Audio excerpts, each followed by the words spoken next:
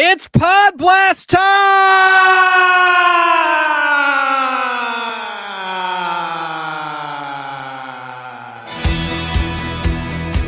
This ain't just a show, it's a time machine. Buckle up, pop culture fans. You're about to blast back with jazz.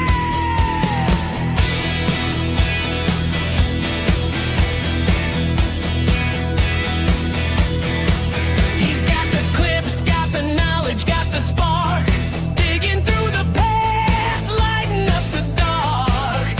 16 millimeter film, vintage frames, toys and trivia, retro games, comic books, oh they're his thing. Bringing back the joy that nostalgia brings. Blast back, rewind that track. Saturday morning in a Podblast flash. Famous deaths, iconic scenes, laughs and legends from your childhood dreams. Now flip the switch, take it slow. We're going back to the golden glow. Grab your snacks, press play, don't miss your chance. It's a blast from the past with your host, Chance.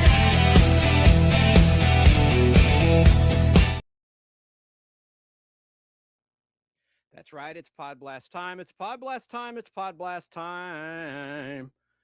And, we have a bit of a sad occasion for this special afternoon Podblast as we're live. It is Wednesday. The reason is actor extraordinaire Robert Duvall has died. May Robert Duvall, actor, rest in peace after passing away back on Sunday, February 15th, 2026 in the Plains, Virginia at the age of 95. Robert Duvall was born as Robert Selden Duvall on Monday, January 5th, 1931 in San Diego, California. Mr. Duvall appeared in hundreds of films and television programs, and we're going to chronicle some and play some clips of some of his iconic television and film appearances. Now, some of these early TV appearances, I'm sure many of you have never seen. I think you'll enjoy the footage we're going to share. Now, our friend Al Hardy will be with us in just a moment. He's backstage waiting. I'm going to bring him up in just a second. But I have a question for the chat. Anyone that's watching or listening live, which was your favorite Robert Duvall performance? In other words, what's your favorite Robert Duvall movie or television program acting performance? While you think about that, let's go ahead and bring up our friend Al Hardy.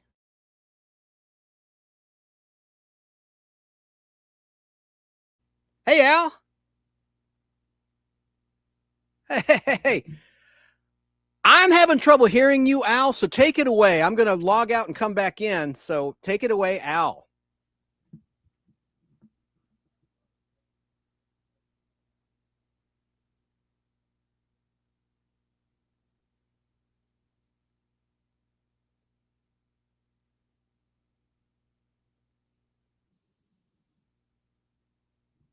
Hang on. The Alfred Hitchcock Hour. I hear Are you back? I hear you. Okay. And so, it's good to talk about somebody that you really admired in the movies and in television, because if you think about it, a lot of people that I particularly enjoyed in the movies growing up, and Chance too, he's a little bit younger than me, but, they're leaving us now, but they're leaving us with, some great performances. We can always watch them, but it's really kind of sad in a way that we're losing a lot of icon actors and actresses. But I don't know about you, Chance, but to me, there's no really big movie stars anymore. There are actors and actresses in movies and in television, but they're not big stars. Do you agree? To an extent, but I would say Harrison Ford's probably a big living star, even though he's never won the Academy Award. Well, yeah, I mean, there's still some around, of course, but we're losing them every year. We lose somebody. Whether it's every year, I think every month. Well, that is true. Ever since COVID-19, unfortunately. And so anyway, I like I said, it's really kind of sad, but it's just life. That life goes on. But like I said, we still have their movies and television, and since I collect physical media and Chance collects physical media, we can always watch the stuff. You can't depend on streaming services to always have what you want to watch. So therefore you collect, physical media like Chance and I do. That's right. Now, again, I said this at the beginning of the show. The question for those that are listening or watching live, I'm going to put it on the screen, is what is your favorite Robert Duvall movie or TV guest acting role? I'm going to put that on the screen. Right, fast, quick. And I want to say hey to Joe. Hey, Joe. What? Yeah, Joe said hello. Yeah, I see it. So here, I'll put that on the screen for anyone that wants to participate in the chat. All right, so wow, I've got some really, really, really interesting stuff. Do you know what the very first credited role was for Robert Duvall, Al Hardy? And by the way, all you're thinking about that, there's no relation to Shelley Duvall. Robert Duvall was not related to Shelley Duvall, who also passed away, sadly. Best known to me, anyway, as Olive Oyl in Popeye, starring Robin Williams, and, of course, The Shining with Jack Nicholson. Well, Shelley Duvall was in a lot of Robert Altman movies. He was a big fan of her acting, and so Shelley Duvall was in a lot of his movies. Yeah. Robert Duvall, anyway, the director. The first credited acting role for Robert Duvall was in a show that I'm wondering if you've heard of it, Al. It's called Armstrong Circle Theater. Are you familiar with this TV show? Yes, I am. I watched that. I remember watching as a kid on television. Yes. I'm very impressed. I'm going to play a clip. Did you get a clip from that or anything? I did. It's very hard to find. There's kinescopes out there. Right. Was the show live in the beginning? Yeah. But see, in the early days of television, they had live shows before they had videotape, and it was perfected. So they did a lot of live shows. Yes. Yes, and I have some information about this show. The Armstrong Circle Theater began its first telecast on June 6th, 1950 on NBC. That was a Tuesday night. It was a half-hour show from 9:30 to 10. But guess what, Al? I don't know if you know this. You probably do, but I'll remind you, in case it's in the back of your mind somewhere. The show Armstrong Circle Theater, which was like the U.S. Steel Hour, it was an anthology dramatic show. It stopped airing on NBC back in June of 1957, but CBS picked up the show Armstrong Circle Theater and expanded it from a half-hour program to a one-hour show. Oh. And it started on Wednesdays in October of 1957 through August 28th, 1963, and it always aired from 10 until 11 p.m. throughout the entire run of the show. Yeah, it's early television was something else. It was more of an experiment a lot of times because TV was, I think television first came around early in the early 40s, but it really wasn't perfected until around 1947, 48, and 49. That's right. And in the 50s, we're digressing here, there was a talent who actually was named Mr. Saturday Night because he got people out of the movie theaters and home in front of their television sets, and it negatively affected the box office in the 1950s. Who am I talking about, Al? Mr. Saturday Night. I'll give you a hint. And away we go. Jackie Gleason, of course. Yes, Mr. Saturday Night. Yeah. Okay, so let's look at the opening to Armstrong Circle Theater, and this relates to Robert Duvall because Robert Duvall's first credited role was in season 10, episode 2 of the show, in an episode called The Jailbreak, which aired on Wednesday, October 14th, 1959 at 10 p.m. on CBS. And the Robert Duvall episode, the plot was, it was a dramatic recreation of an attempted prison break at the Massachusetts State Prison, Walpole. And 6 desperate prisoners seized the guards and other prisoners and threatened to make them human torches unless the prison gate is opened. How about that plot? Wow. Let's look at the opening. This is from a 1954 episode. This would have been when it was on NBC. And this is Armstrong Circle Theater. Check it out. And look at the talent. You're going to love this. This is one of your favorite actors you're going to see in this little scene after the opening. And here it is.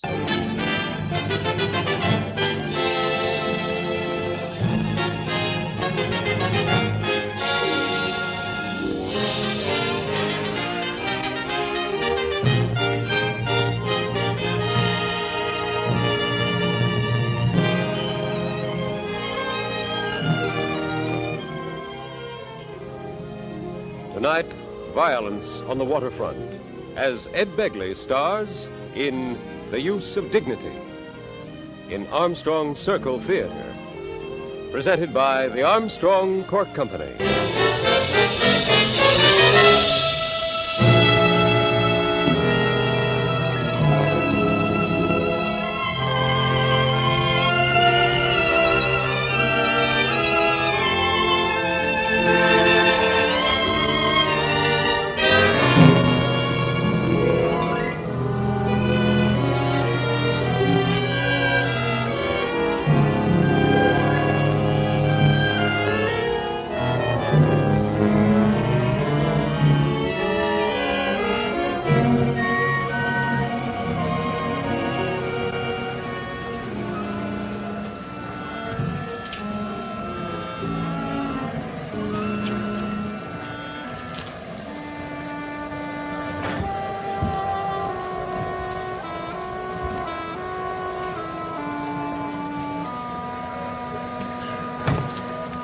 What's with him?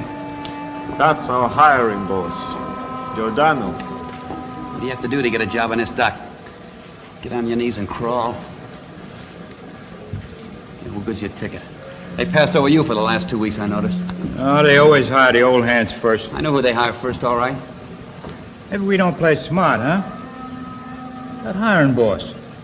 I seen him bite into a bottle a couple of times already this morning. Now, maybe if you was to buy him a drink. No. Not this boy.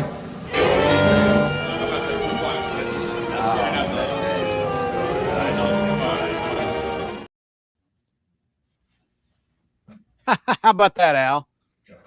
That's cool. Yeah. Yeah, early One of your videotape. favorite You know? actors, They Cliff did a lot of Roberts. shows on videotape in the beginning, too. Yeah, and that was one of your favorite actors, Cliff Robertson, Yeah.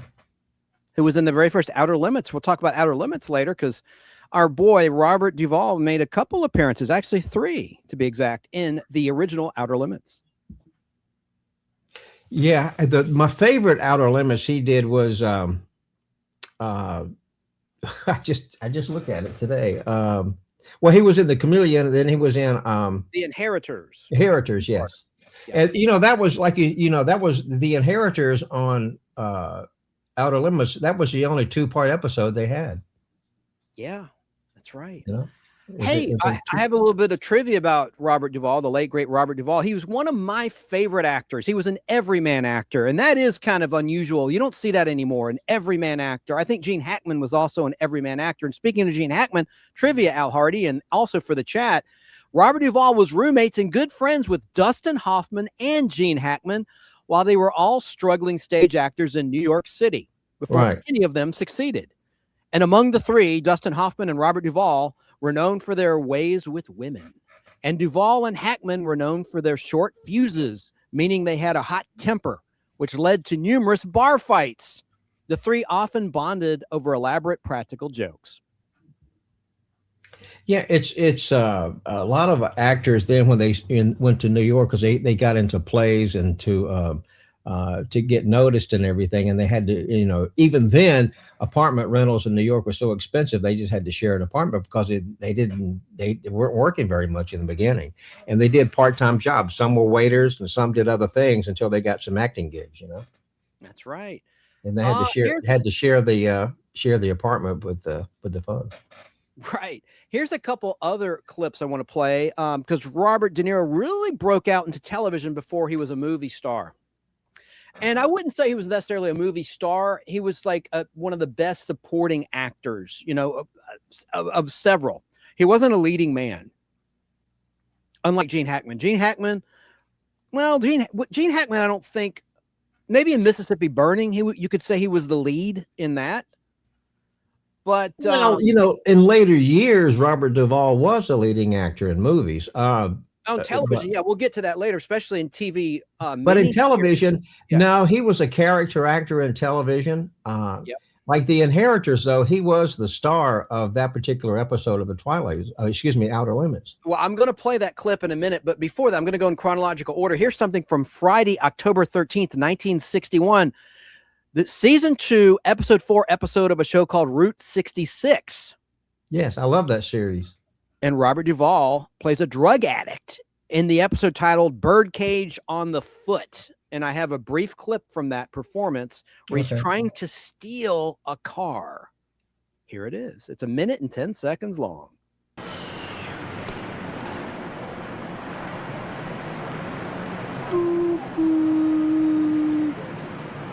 Isn't that my jacket there?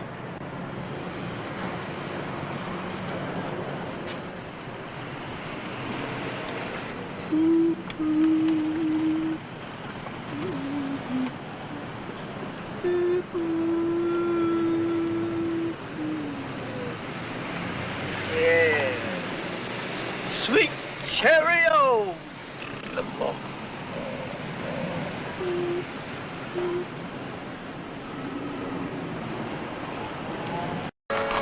You didn't have to run, Janos. What's the use? You got the whole town looking for you. The police, Polinsky, your father.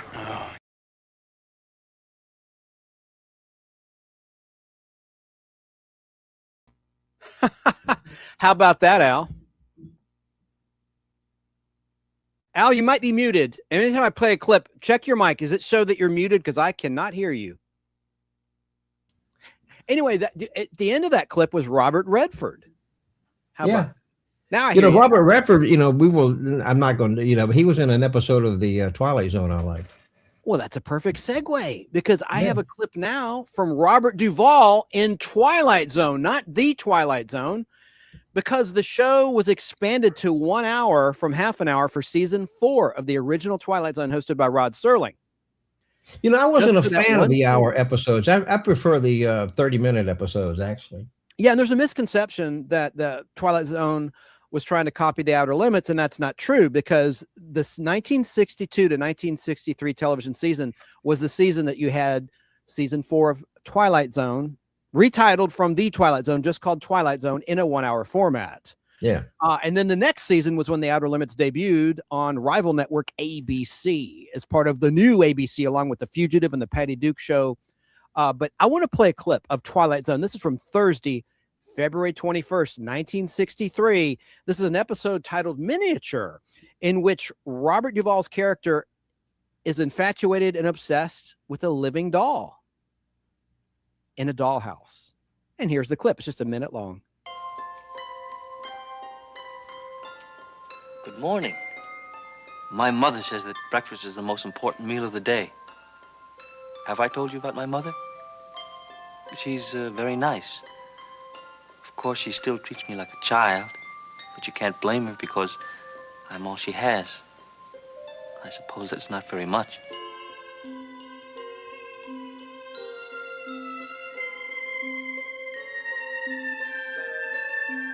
Of course, it isn't any of my business, but I really do think you should eat more than that for breakfast.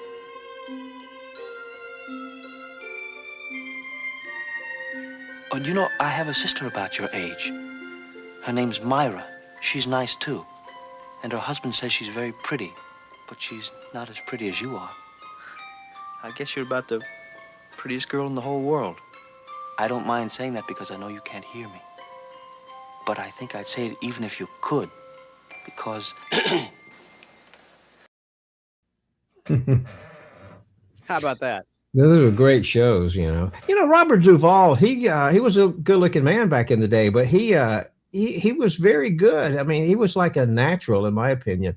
I don't know where he studied acting or whatever, but he was so good in just about everything he did. Absolutely. Absolutely. Now, you're familiar with this because you watched this yesterday. I happen to know because we had a phone conversation about it. Just continuing in chronological order of some of the early television appearances of Robert Duvall. He took a couple spins on The Fugitive, starring David Janssen. And I watched that the other day. Yeah, well, there's a 2-part episode. Yes. There were several 2-part episodes of The Fugitive. One Never Wave Goodbye. Never Wave Goodbye, parts 1 and 2. That was the first 2-parter. And it was the 4th and 5th episode ever of The Fugitive to air on ABC TV, airing on October 8th and 15th, 1963 on ABC TV at 10 p.m., which was a Tuesday night. In that episode, he actually, I think he was like a Russian character because he had sort of an accent. He had German. Whether he was German or Russian, I think he was Russian. Was German, and he turned in a relative. German, yes, because he was taken in by the guy, at the dock there, you know. Yes. I guess I'll play a clip. This one's only, well, all right. This is about 1 minute and 50 seconds long from part 1 of Never Wave Goodbye. And then after that, we'll show a little clip from The Outer Limits. But check out a young Robert Duvall with hair in The Fugitive, 4th episode of all time that ever aired of the 120 episodes of The Fugitive. This is Never Wave Goodbye, part 1. The Fugitive. A QM production, starring David Jansen as The Fugitive, with guest stars Susan Oliver, Robert Duvall, Lee Phillips, Will Kaluva. Also starring Barry Morse as Lieutenant Gerard. Tonight's episode, Never Wave Goodbye, Part 1. Kill her. Yeah? Yes, I see how she looks at this man. How?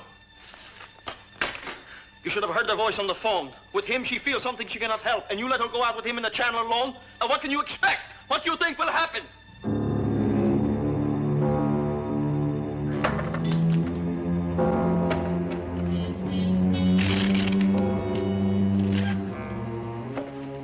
What do you think will happen? She will what? What is this dirty filth from you?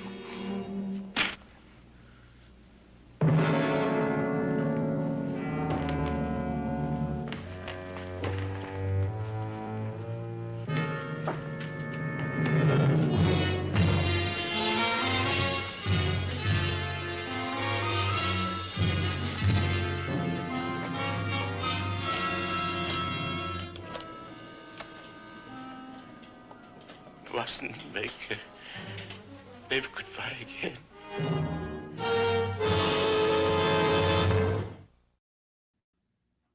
That was such a good episode. I really enjoyed watching that one. It's you know, it's a two-parter, but it's really, really good.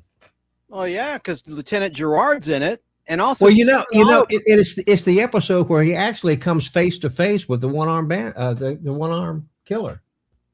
No, it's someone he thinks is the one-armed man. Remember, it was just a transient in the jail. Well, that's true, but I can't remember because it's been so long since I watched the original series. I don't remember the last episode with the one-armed bandit.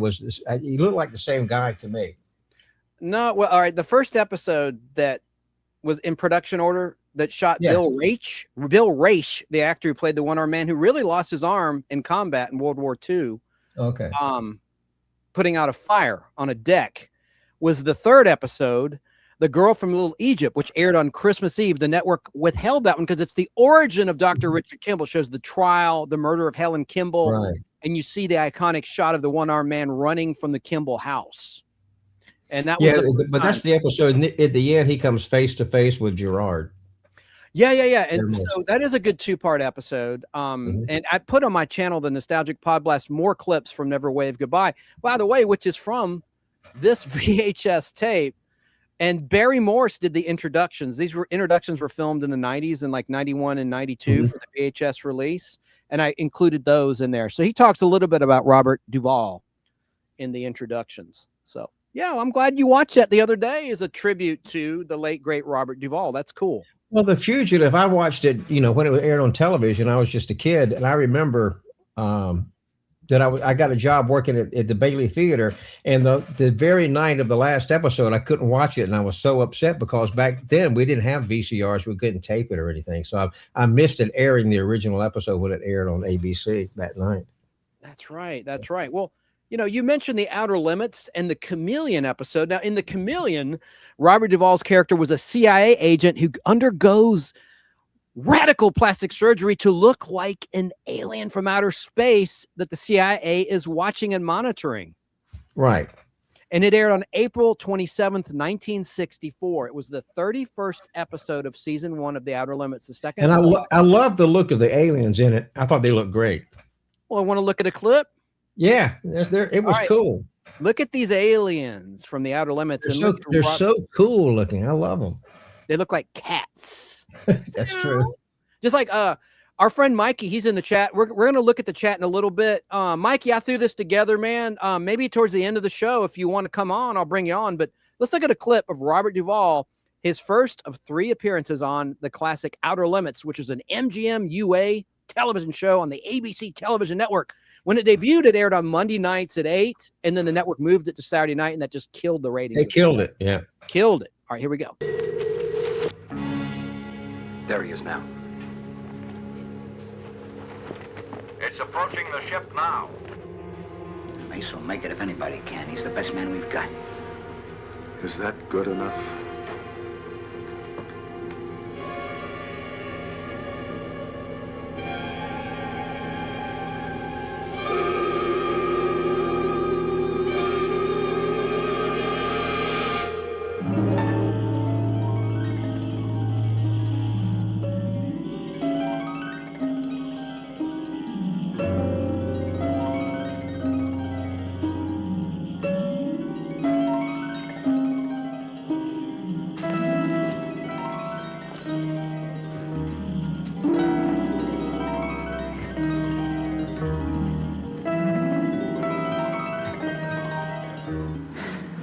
Camera's functioning.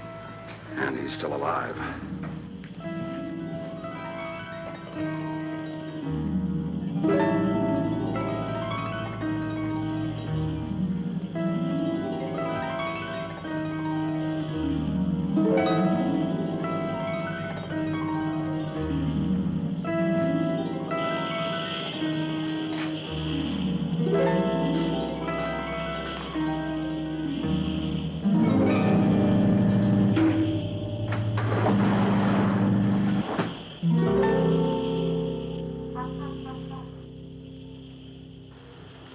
Why does he keep laughing that way?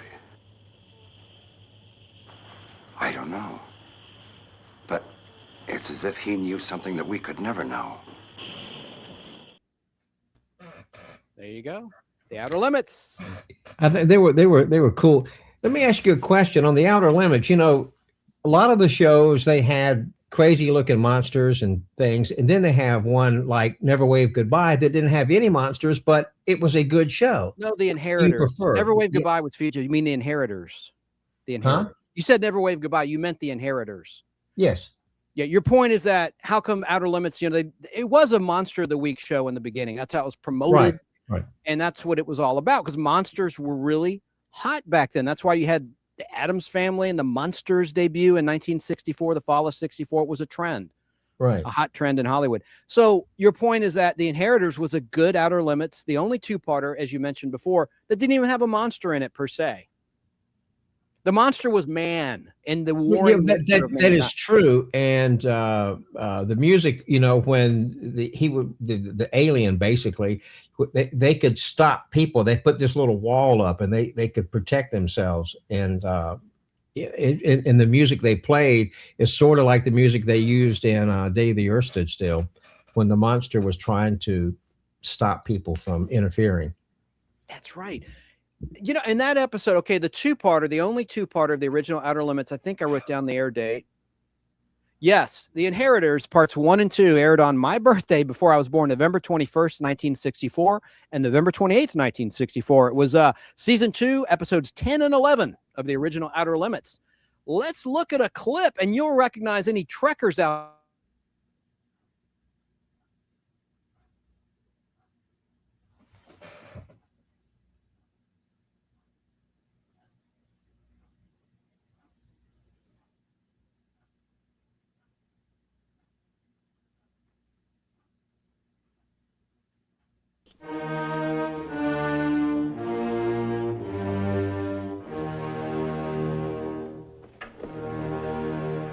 Good afternoon, Mr. Ballard.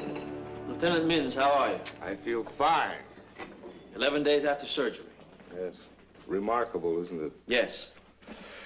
Then the whole thing has been remarkable. Yes, it has. I'm a lucky man. Well, I'm also grateful. I know my body's recuperating from a terrible shock, and yet I have this wonderful sense of physical well-being. Maybe that goes with the rising IQ. I understand my IQ is going up, and that's very funny because I don't feel any smarter. No? No new special interest? Like the others? Biochemistry, metallurgy, physics? No, not at all, Mr. Ballard. My IQ seems destined to be wasted. You seem interested in the others. Or should I be? Well, I'm not particularly. But I am curious about you. Why? What do you want to know about me? What you suspect about me, Mr. Ballard. Now, I know you're trying to make some connection between those three men and me. Yes, I am. But why do you think I suspect anything? Why all the precautions, Mr. Ballard? Why all the guards? Why this kind of subtle probing?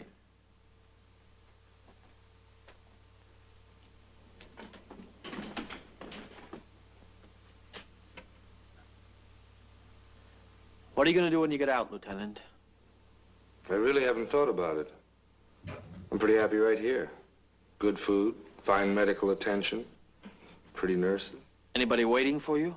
You must have checked my records, Mr. Ballard. I have no family. They wouldn't show a girl. Oh.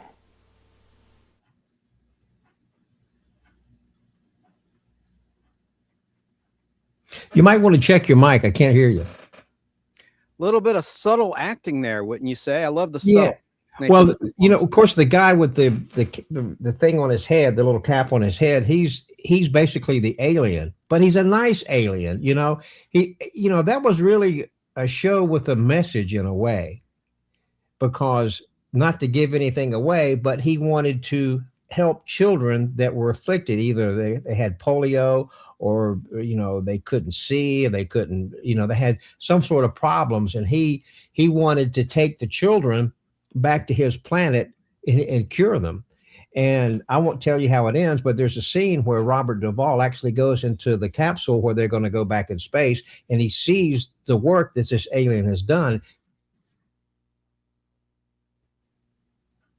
Go on. Right. Yeah, I'm sorry. No, and so therefore, Robert Duvall, he goes into the capsule and he sees the children that the alien has taken away and put in there. And he's nice. He's very polite. This alien is very polite. He's very well spoken. But he goes into the capsule and he sees the children, and like the blind girl can see, the kid with the polio can walk, and they're healed. You know, it's miracles. Yes.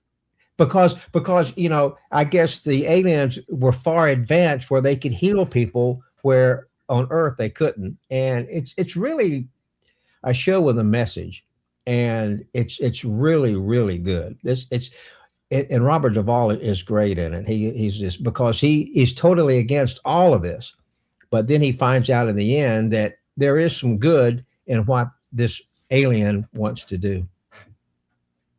Very well said. Now, you mentioned the children in that episode with their various afflictions that are cured. Right. If I say a name, Suzanne Cupido, does that mean anything to you? I'll show you her image. She was one of the girls. She was the blind girl. Yes. Yes. Do you remember what she looked like as an adult? Because you have seen her as an adult actress. She changed her name. That's her real birth name, Suzanne Cupido.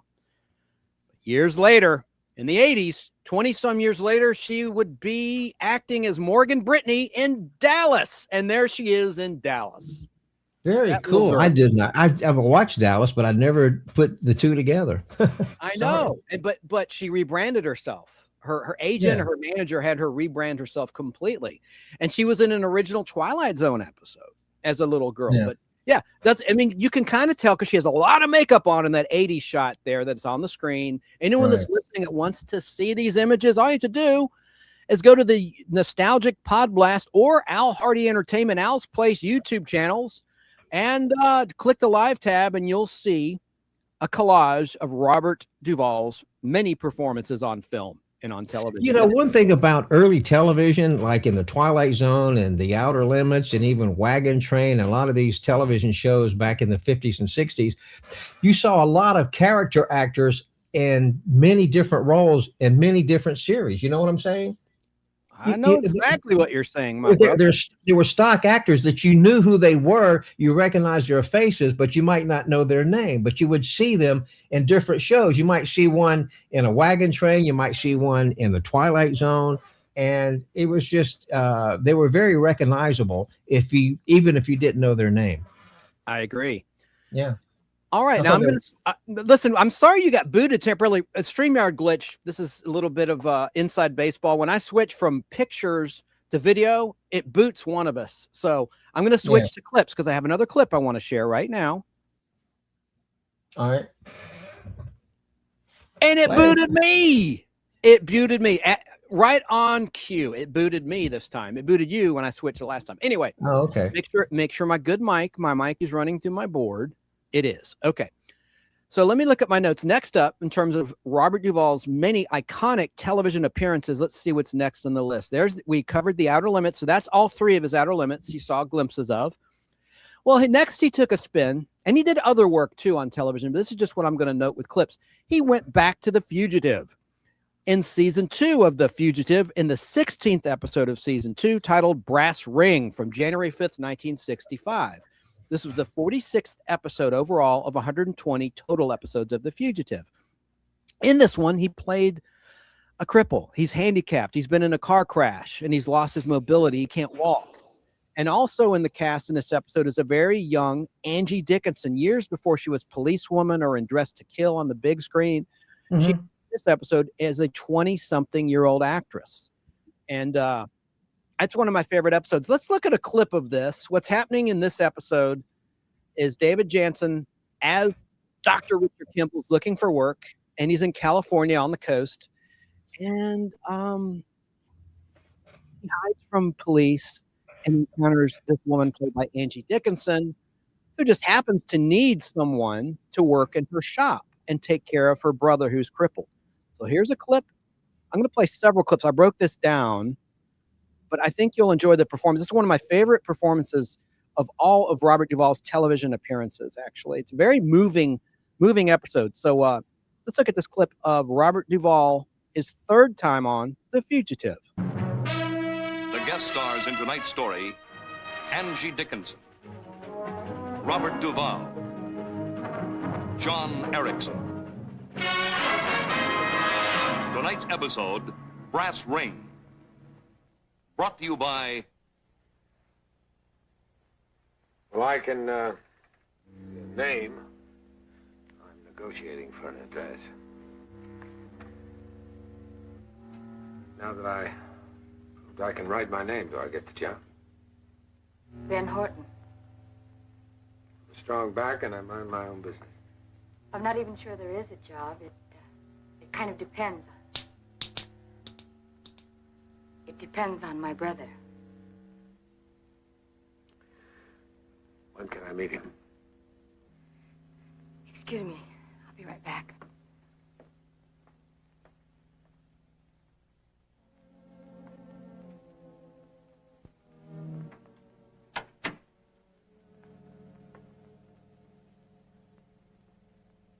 This one's nice.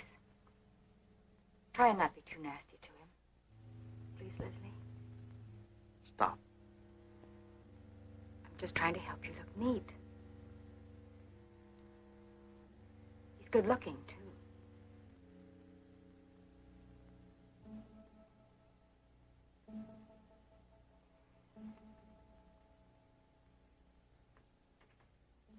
Get him.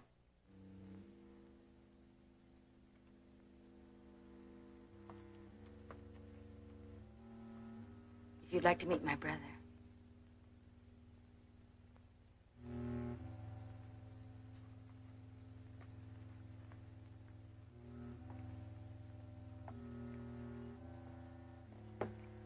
Mr. Horton, Mr. Sessions. How do you do? You see, Leslie was in an automobile accident. The job is to care for him. He has to be carried from his chair to his bed and dresser and fed. Go. I was just telling him. Get out. I'm only trying to help, that's all. A man doesn't like to hear himself called vegetable. Leslie. Get out!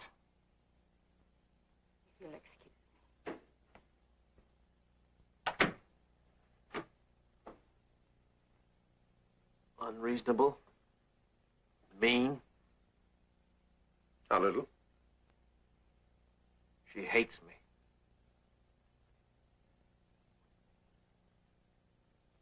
Question.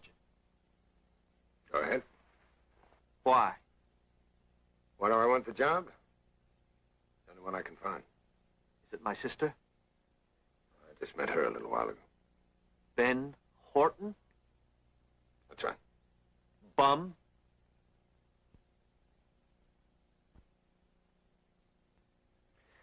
Well, I travel around a little, yes. Anything else? I'm sober and I'm honest. I don't know that. No, you don't. So we'll just forget about it. You've got the job. But I'll be watching you.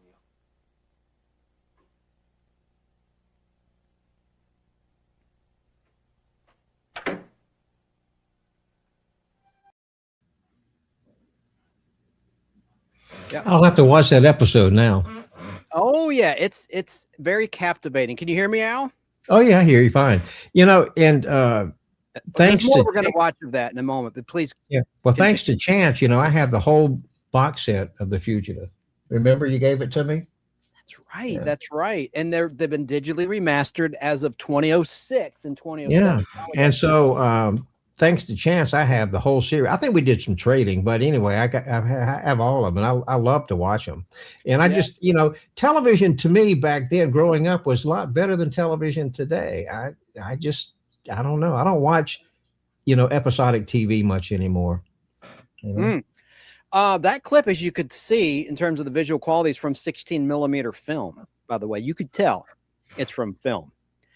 I want to play another clip. What's happening in the story? I'm going to skip around because it's like Al's going to be like, "Why don't you play the whole thing? Why don't you?" But I have actually cleared these clips with copyright, so I'm not going to be taken down if I play them. So don't worry about that, anybody out there. Yeah. Sometimes my stream goes down. I did test this with the bots. But what's going on? You ran a check on all this stuff, correct? I did. What's going on in this episode is, as you know, Richard Kimball is a doctor. He was a pediatrician, so he's helping this guy learn to use his legs again.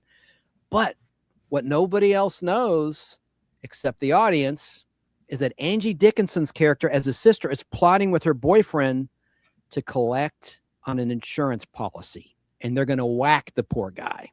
And they don't like that Kimball's making progress helping him walk again. So let's watch another clip. Now, it's another 3-minute clip. I'm trying to break this down, but you'll get into it. And then we'll be back to talk about the late, great Robert Duvall. Let's watch a little bit more of this story, because this is one of my favorite, if not my absolute favorite performance of Robert Duvall's on television that I've seen. Of the early television, not including Lonesome Dove and some of the other things we'll talk about later. But let's watch some more of this episode of The Fugitive Brass Ring from January 5th, 1965. There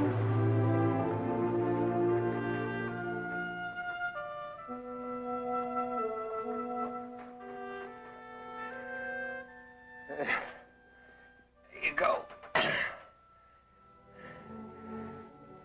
Well, let's do the exercises, the ones we did yesterday. Come on. No. Come on. No. 1, 2.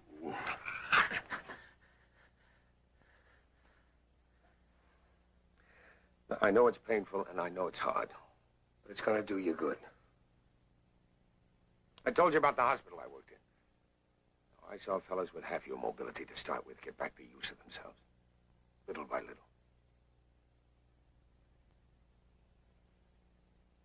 First it was a toe, and then a finger, and then a hand, and pretty soon they could walk. And that was something to see.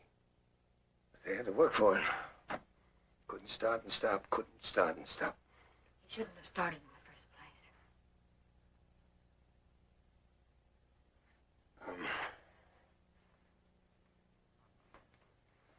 What's the point in raising his hopes?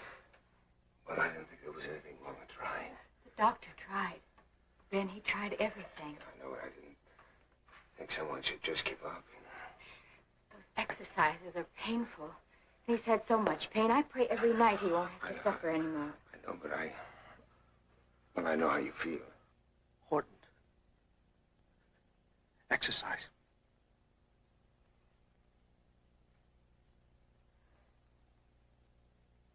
Leslie, you'll only make yourself worse. Get her out!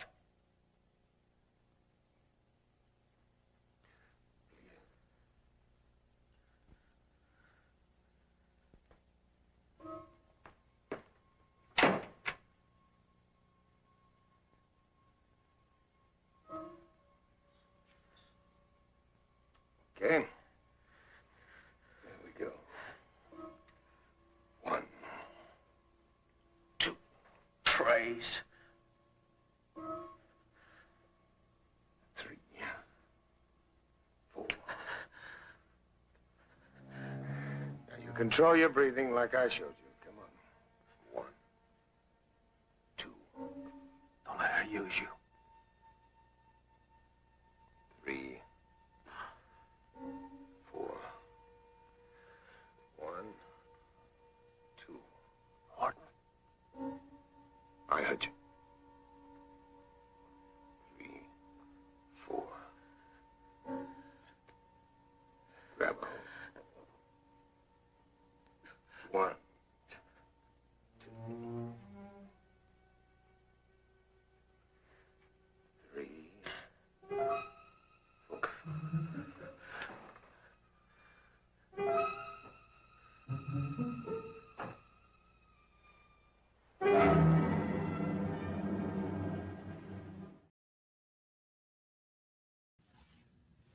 You know, Angie Dickinson did a lot of television too. Oh, yeah. And she was captivating. She was so radiant. The camera loved her. Very charismatic. And I love the use of music. Oh, look, hang on. Let me make you solo. This is what Chance gave me. Well, we traded. Yeah. Traded, yeah. That's a nice box set of The Fugitive. Mm-hmm. Have you opened it? Oh, yeah. I've been watching, of course. Okay, because it looked like it was sealed there. Yep. I love. Well, no, it's got a slip cover. See? Oh, that was tripping me up. Yeah. But what is it? Can you open it up a little and show people, or do you not want to do that? Well, while you're doing that, what I love about The Fugitive also, along with the great writing and the acting, I love the music. And there was a lot of recycled music, but it always worked. Even though it was old music and a lot of, that's cool. A lot of the music, there it is. Thank you, Al. There's the DVD. All of them. It's the whole, every one of them, yeah. 120 episodes. Yeah. But the use of music, they use some stock music from The Twilight Zone, from Alfred Hitchcock Presents. There was some Westerns. There was a lot of stock music, but Pete Rugolo did the Fugitive theme and some notable cues that were reused again and again and again each week in The Fugitive. Well, The Fugitive, this is distributed by Paramount. It is now CBS Paramount, right? It Yes, was it is. MGM UA. And, it was an like, MGM. You know, The Outer Limits was MGM UA. Just like The Fugitive, yes. And the Paddington Show. Twilight Zone was CBS also. Yes, that's right. That's right. So you see what's going on in this episode, okay? Yes. Kimball is making great strides, and he actually gets a miracle in this next scene. And look at Robert De Niro's. I did it again. I knew I would do it. We look at Robert Duvall's expressions in this scene. You know, some people say Robert Duvall, some people say Robert Duvall. I go by that announcer of The Fugitive, the guest star tonight, Robert Duvall. I don't know. That's always stuck with me. You know, I assume he's pronouncing it correctly. I don't know. But let's look at another clip. This is another 3-minute clip. And then there's just a couple more clips. I just think this performance is so great, and it's so tragic what you're about to see. Not in this clip, but in the one after this. But let's watch some more of Brass Ring, The Fugitive, Season 2. That's it.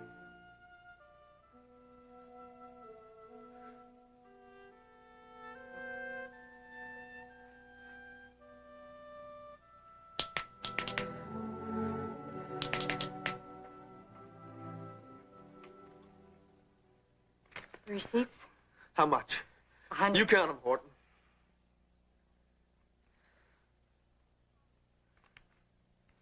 Call me when you're finished.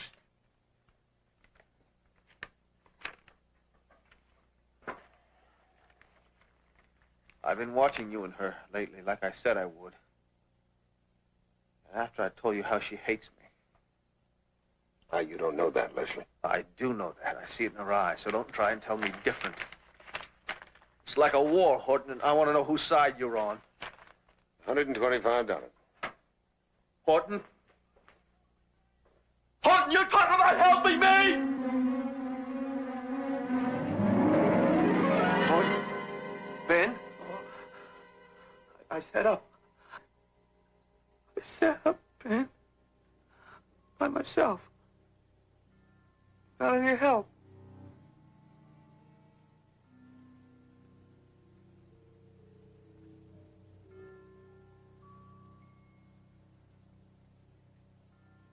You. It was you. Oh, you just got mad, Leslie. You just got mad.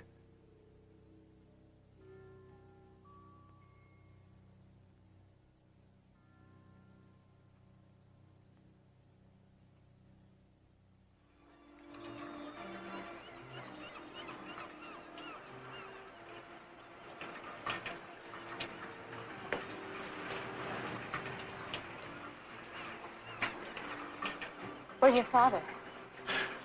Made a couple of dollars yesterday, and he's out boozing it up. My brother went to the bank. Ben took him. What are you talking about? He hasn't been outside since the accident. He sat up today by himself. You're kidding. It was Ben. I told you the exercise and all. Lars, it's almost spooky. It got to you, didn't it? No. Norma, how many chances do you think we're going to get? You want to spend the rest of your life on this stinking pier, playing nursemaid to Leslie? You think I want to stay here with my dad stinking up the place with his dirty booze? I got to get out of here, and so do you. I know. Okay. Now, let's look at the facts. Why do you think he went to the bank? To deposit the receipt? No. Leslie would have made you do that, same as usual. We got to find out. That money is ours, Norma.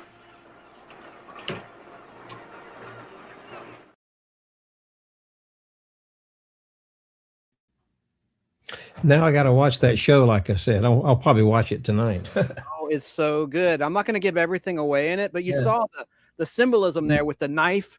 I like that actor John Erickson playing the boyfriend who's complaining about his dad who's an alcoholic. He was in a Great Invaders episode years later, Moonshot, with Peter Graves and Strother Martin. What we have here is a failure to communicate from the Cool Hand Luke. Well, like I said, you see a lot of these actors are played many different roles in many different shows. That's right. They weren't big stars, but they were great character actors, and you saw them all the time. And Quinn Martin would use the same actors again and again that turned in good performances. Yeah. Like John Erickson, he's underrated. He's one of the main guest stars in this episode, Brass Ring Fugitive Season 2.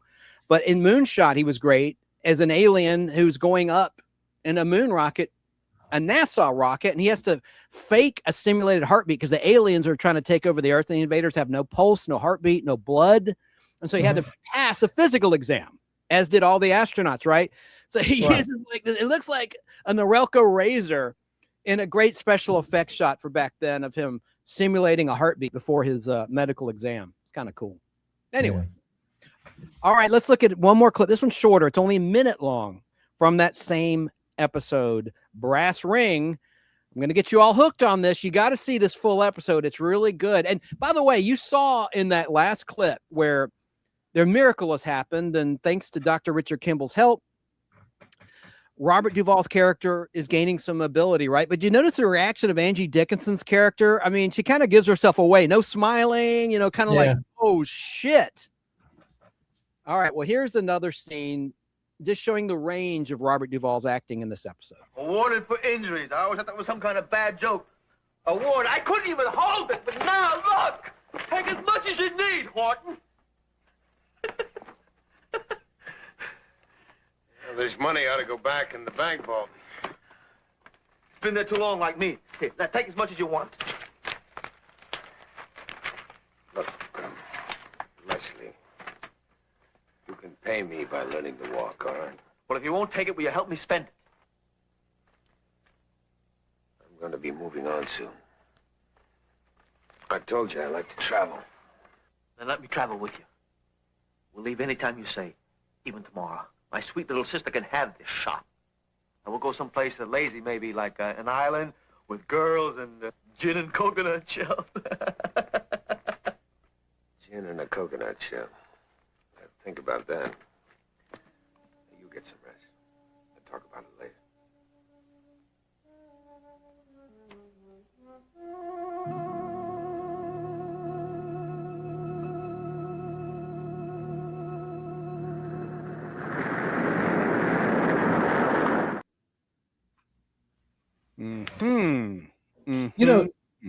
You know, David Jansen, he was great in The Fugitive, but he was an actor that never really transitioned to movies. He did some movies, but he never really took off in the movies. He was basically a TV star. Yes, he was. He did Warning Shot on the big screen. He did the Green Berets with the Duke, John Wayne. It was shot right here in Georgia. We're both in the state of Georgia. It was shot in Columbus, Georgia, at Fort Benning, the Fort Benning area. Right. Yeah, I agree. And so his movies never really did much. His last movie was a TV movie. David Jansen died, sadly, in early 1980 of a massive heart attack at the age of 48.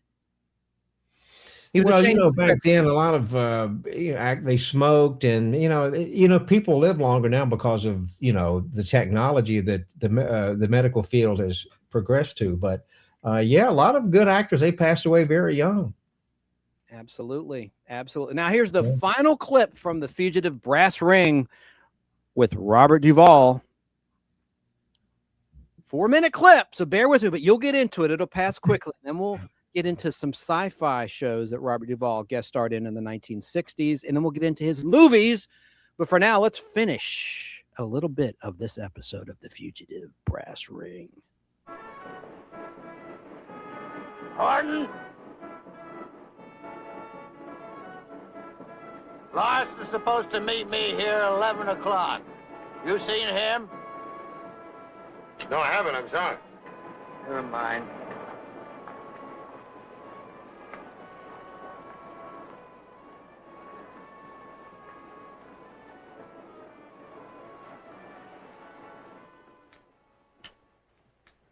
Hello, I'm back.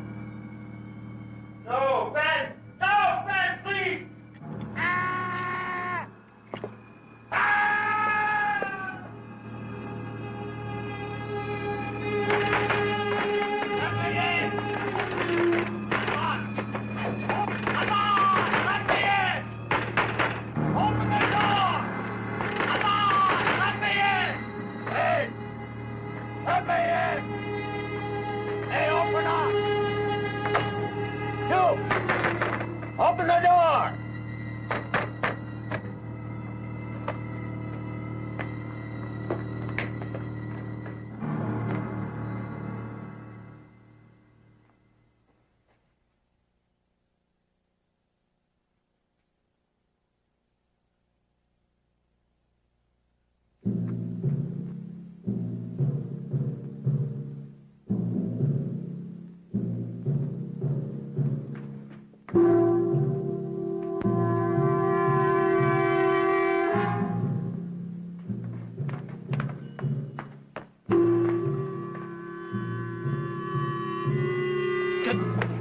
Get the police.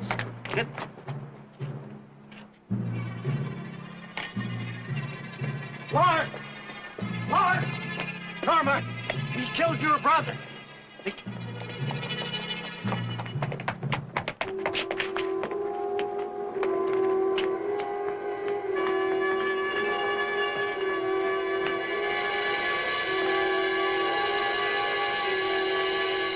He did it.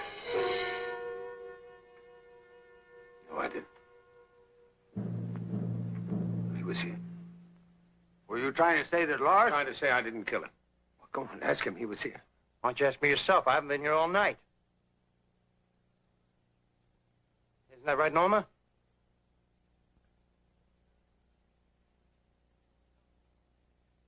Well, go on, tell him. Tell him. Lars and I have been together all evening. I'm going to get the police.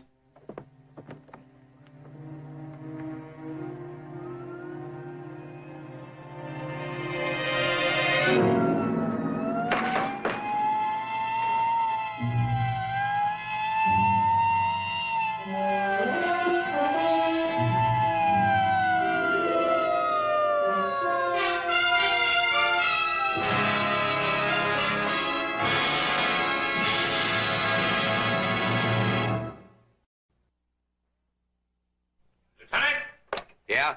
Got him.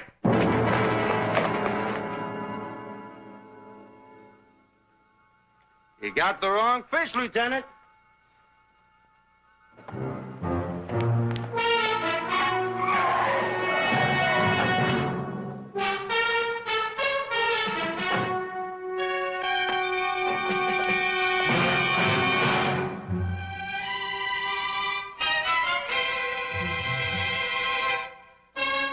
He's got to be around here somewhere. Wagner, Nicholson, round up all the men you can and bring them down to this end of the pier. We'll ring the whole area. Ooh. Okay, that's going to be a watch tonight then. I'm not going to tell you how it ends, but isn't it gripping? And I love the direction by Abner Biberman. The longing looks and the look that David Jansen as Dr. Kimball when he glared at Angie Dickinson's character for betraying him. I just love that. Very subtle. You know, Angie Dickinson, she's still with us. She's 94 years old. That's right. You read my mind. I was going to say, of all those actors in that scene, who's still with us? Obviously, it's Angie because David Jansen's been gone since 1980, which I mentioned earlier. She's 94. Do you know who did the narration for The Fugitive on the opening scenes?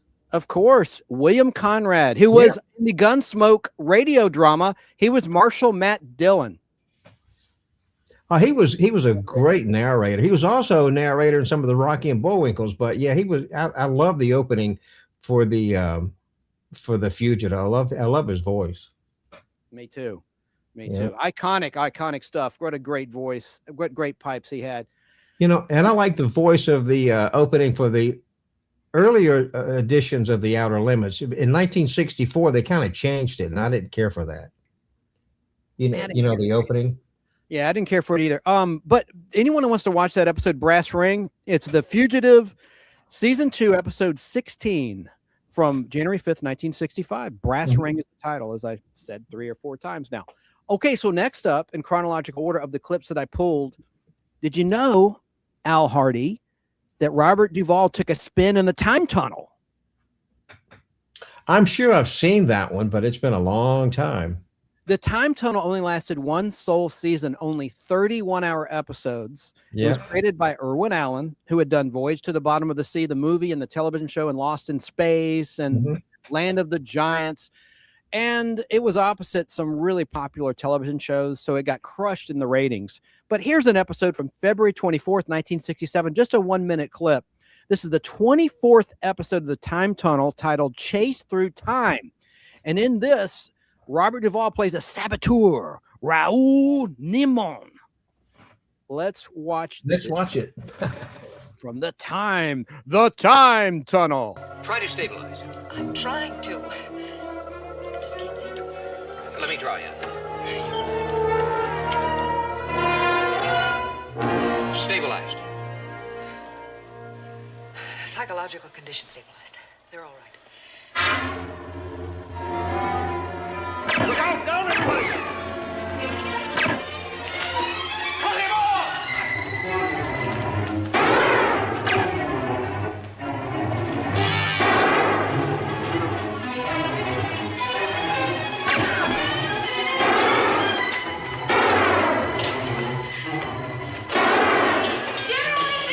Halt, okay!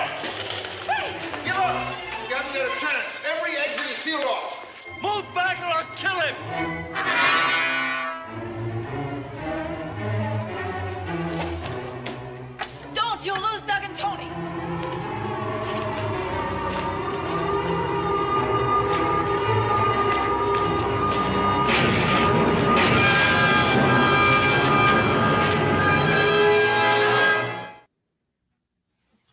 like that series too. Too bad it didn't last very long. I know. I think it was opposite like Hogan's Heroes. It was opposite, I think, Gomer Pyle or something on CBS. It just, let me look it up. So we're talking, those that are tuning in late, about the late, great Robert Duvall. He's one of my favorite actors of all time. Great character actor, great everyman actor. What are your memories of Robert Duvall? And we're going to segue now into the movies of Robert Duvall from television. Al? You know, I kind of like his TV stuff. I mean, I like his movies, but you know, I really appreciated his work in television. I guess it's because I was such a TV addict growing up and watching television. That's how I mostly remember him. Wait till you see all of that Brass Ring episode. There's stuff I didn't show, like where Kimball's really helping him learn his mobility again, and feeding him and stuff. And I don't want to give away the ending. It's a really good one. Good episode. Okay, so The Time Tunnel aired on ABC on Friday night, which is also a bad time for a sci-fi show. Yeah, I was right. It was opposite the second half of Hogan's Heroes and the Wild Wild West, the second half of the Wild Wild West on CBS. And then get this, it was opposite The Man from U.N.C.L.E. on NBC, starring Robert Vaughn and Tarzan.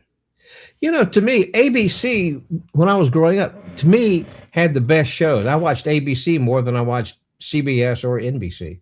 And we're going to talk about that here on the Podblast, you and I and Mikey, about our favorite network shows. We're going to go network by network, ABC, CBS, NBC, the big three, and then we'll do one on Fox, which came along in 1986. Yeah, okay, that's fine. But just growing up, I just remember watching ABC more than anything else, and very little CBS. I mean, there were some things on CBS I did watch, you know, Lost in Space and stuff. But you know, basically, it was ABC for me. That's right. And we're going to talk about the biography after I bring Mikey on. I'll have to send him the link when I play a clip. But the biography of whom we're talking about, Robert Duvall. But let's talk about his movie. So I'm not trying to just gloss over any other television appearances that you might have liked that he did. Anyone that's listening or watching the show right now, the Nostalgic Podblast, this program, I just wanted to highlight a few in the interest of time. Same with his movies. I'm sure there's going to be a favorite movie of his, but you know, we can't do all of his movies. Don't have enough time, but you know, you can highlight some of his better ones. Let's start with this one. This is a 20th Century Fox release from January 25th, 1970. This movie cost $3 million to produce, but it earned $81.6 million at the box office. What movie do you think I'm talking about, Al Hardy? Play it and I'll find out. Well, I'm going to show you a movie poster to reveal the answer. And I will get to the chat. Chat, hang in there. Talking about MASH. Oh, yeah. Robert Duvall was the original Frank Burns. Yeah, but you know, his part in it was not very big. He was in it, but it was not a great part. But I actually have that poster there. But and I have the I used to have a 16 millimeter scope print, but now I just have it on DVD. But that's a great movie. It's a Robert Altman movie, and I just really liked it. And one thing about Robert Altman as a director is his movies had overlapping dialogue. Like in MASH, everybody was talking. And so even when two people were talking, you heard other people talking. And he used a lot of overlapping dialogue in a lot of his movies. I kind of like that. Me too. And that is a cool movie poster. It's very strange. It's like legs, a woman's legs with a peace symbol hand. Very unique. They must have been on some major drugs, whoever designed that. That's bizarre. You know what was one of everybody's favorite scenes in that movie was when they were playing football. Al, I can't hear you. If it's me or you, are you muted or am I muted? Hang on. God bless America. It's me. I'm not. Hang in there, Al. I'll shut up and let you talk there. Yeah. All right. Just say something. I'm gonna switch to the video clip and work out these bugs here with StreamYard. Well, you know, like I said, you know, one of my favorite scenes is when they were playing football and they all were high. Well, let's look at a clip of MASH. I'm sorry about that, Al. It's me, not you. It's a typical StreamYard snafu. And then later I have a little bit of an interview with Robert Duvall in his own words. But here is a 1 minute and 11 second clip from MASH.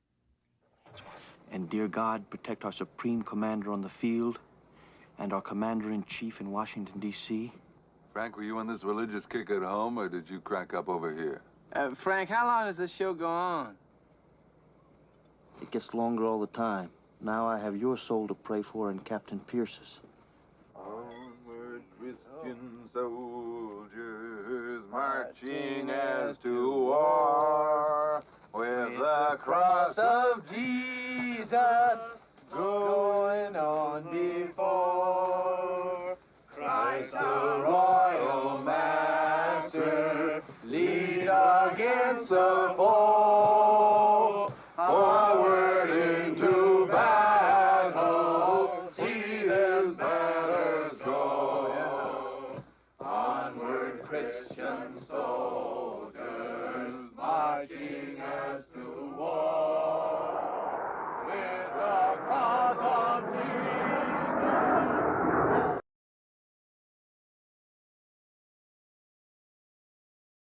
There you go.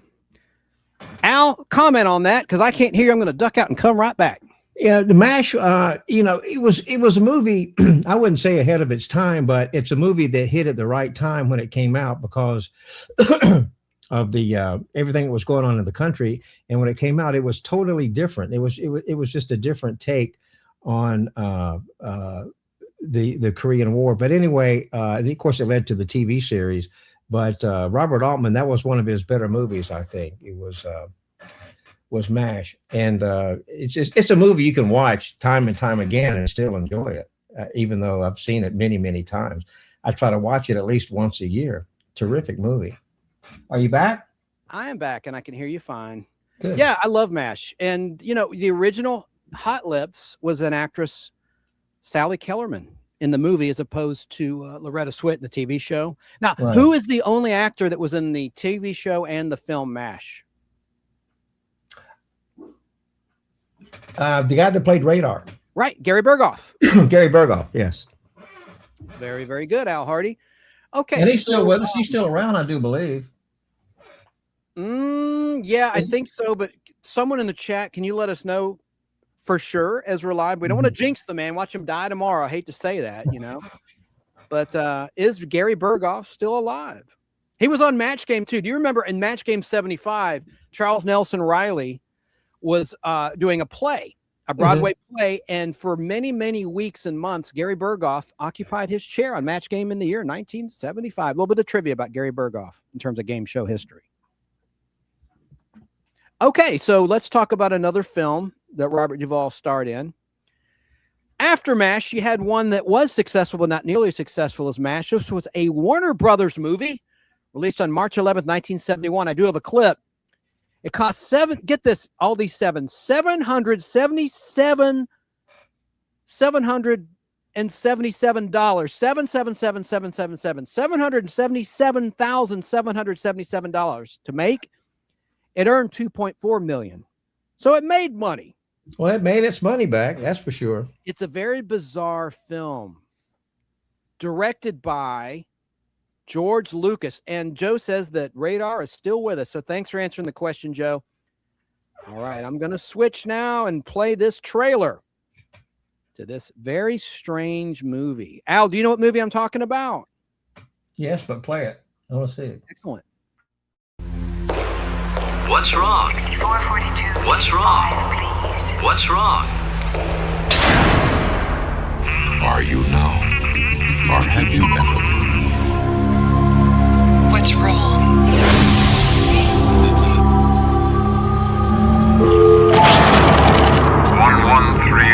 Prefix THX. Buy more. Buy more now. Buy. And be happy. Wanted to touch you so many times. My mate has been acting very strange. What's wrong? Never mind.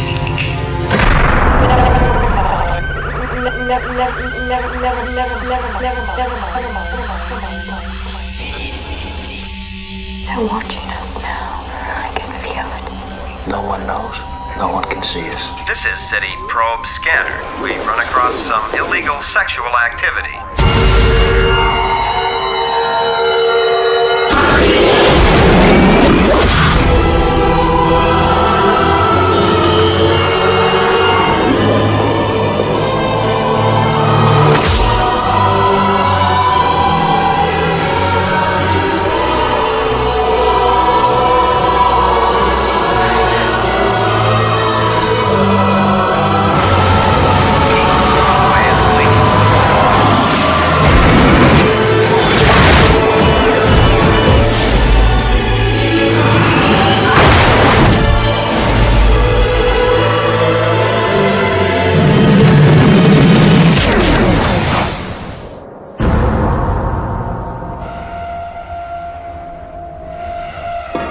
THX 1138.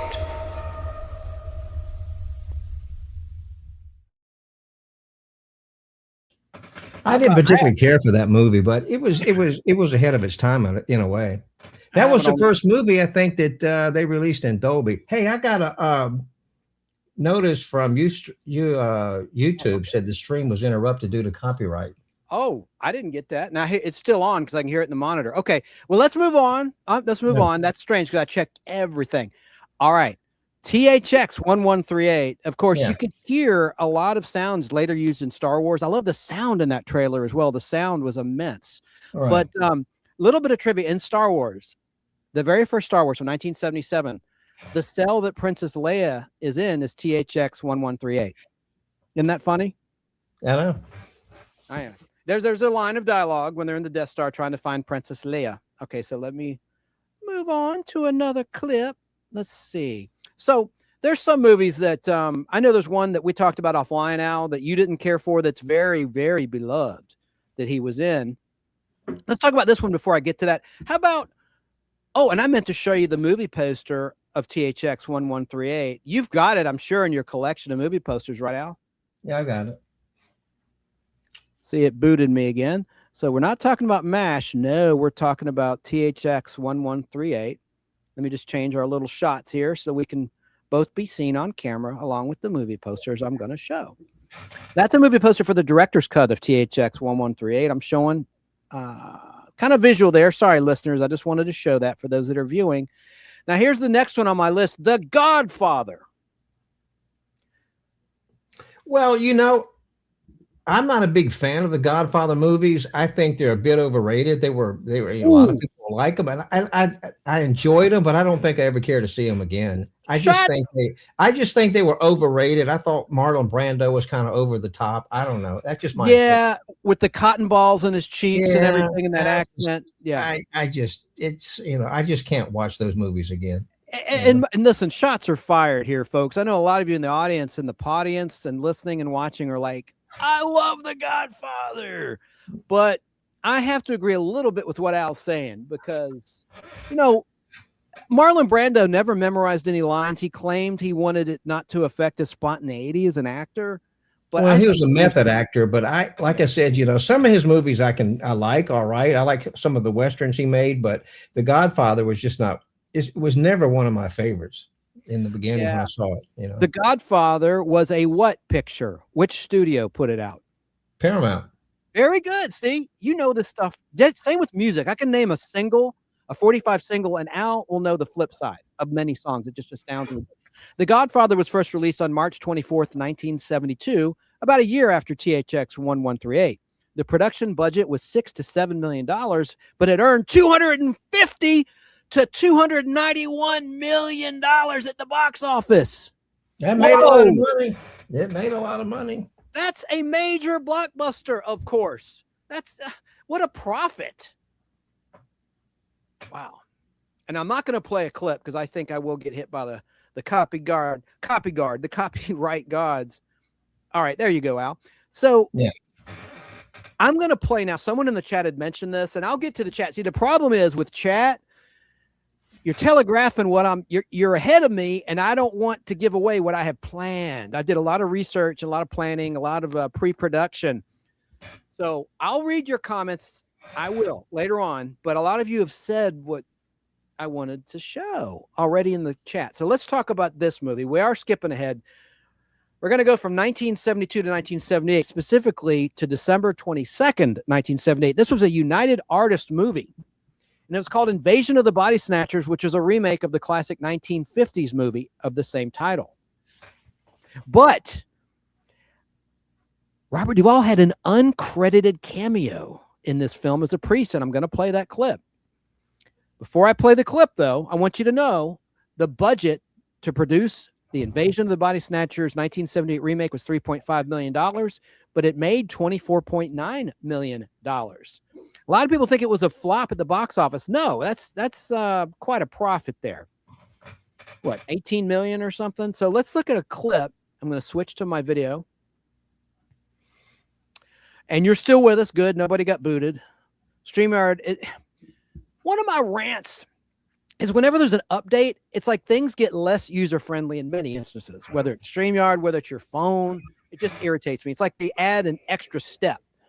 But I digress. So let's get to this clip of Robert Duvall's uncredited cameo in Invasion of the Body Snatchers. Just a 45-second clip, and here it is.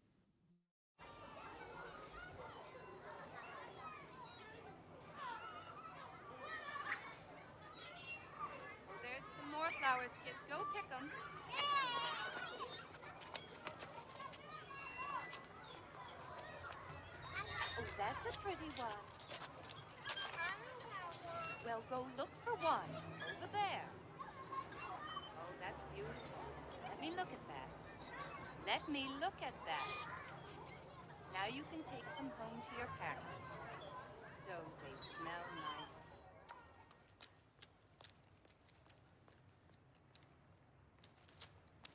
Hi. That's San Francisco. Yeah. I never see that. I never saw that. No. I need to bring it over for your big screen. I have it on Blu-ray. Oh my God, it's really good and atmospheric. Really? I don't want to give anything away. I'm going in it. I'm disappearing. Anyone that's watching live. I need a green screen desperately. Producer Natalie would not be pleased. I happen to know she's working on a movie set today, so I'm not going to say which one. But anyway, that's a really good remake. I like it better than the original. And the plot is that is a space flower, and these are pod people. You remember the original? You saw the original Invasion of the Body Snatchers, right, Al? Yeah, I like the original better, black and white version better. To be honest, Kevin McCarthy. Yeah. And Dana Winter. Those were the stars of the original. Now, Kevin McCarthy has a cameo in the remake from 1978. Right, he does. Dude, I've got some posters from that, you know, the original, not the original, but the remake. You've never seen it? Oh, it's so good. And I've probably seen it, but I don't really remember liking it very much. But I like the original. All right. Well, but you're saying you think you've never seen it, but now you're saying no. I did see it. I remember seeing it on television, but I prefer the black and white one. Nothing wrong with that. Nothing wrong with that. Okay. God, there's just so many good roles that he did. Let's talk about this one. This is from August 15th, 1979. This movie cost $31.5 million to make, but it earned $150 million at the box office. I'm just going to show a movie poster. No clip. But Okay. This is a movie we talked about offline. This is the one I was referring to earlier that you didn't care for. And I don't really like it much either. I hate to say. Talking about Apocalypse Now. No, that's not one of my favorite movies. You know, I lived through the Vietnam War. That was the first war we saw on television. So I just didn't care for that movie. I remember I got a draft notice to go in the military, and so the Vietnam War was going on. This was 1969, I think it was.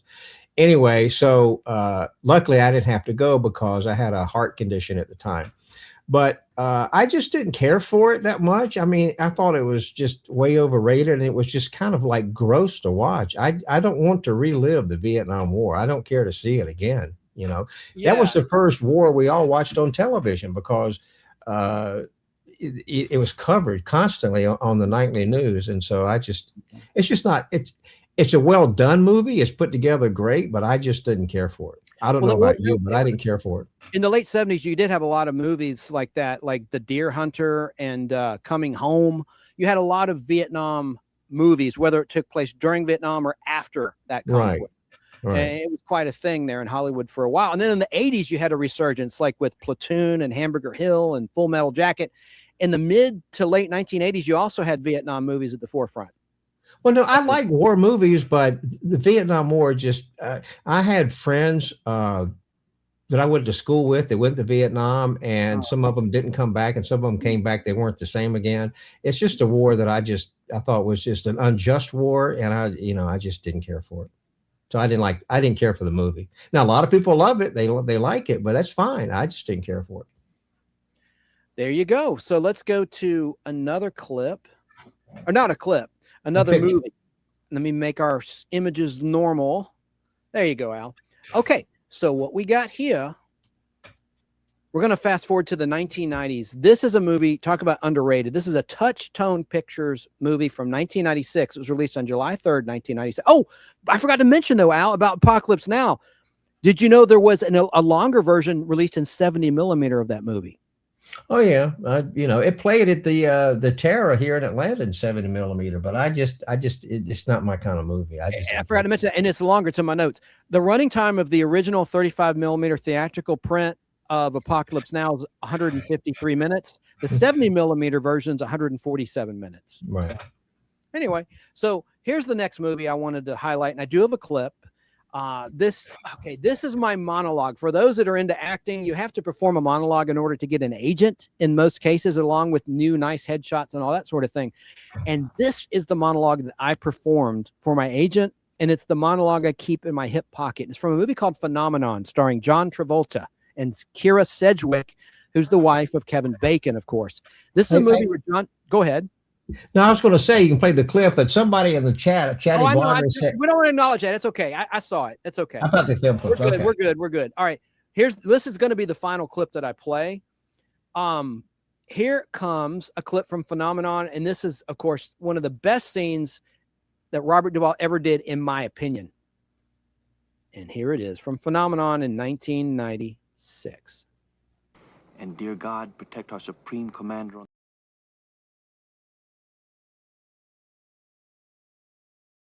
And that's not it. Now, this is the right clip. Let me delete that Frank Burns clip from MASH because we already played that. Here is Phenomenon. This is 2 minutes, 24 seconds long. He could have had a string so thin, like catgut. And he could have had it on his finger and on the glasses, and he could have made a move that way. Don't you think he could have thrown something at that mirror somehow? We just didn't see it. No way. That way, it could have been a coincidence.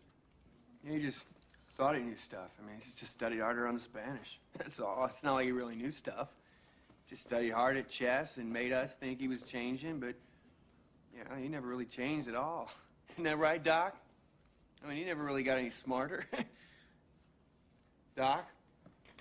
Baines. How's your lady love? We broke up. Really? It's too bad. Yeah. Now, George, he's got a love at his side, and she's sticking with him. You know why? Because he bought her chairs. It's pretty smart to me. You ever buy Lisa's chairs? Doc's really drunk tonight. Every woman has her chair, something she needs to put herself into, Baines. You ever figure out what Lisa's chairs were and buy them?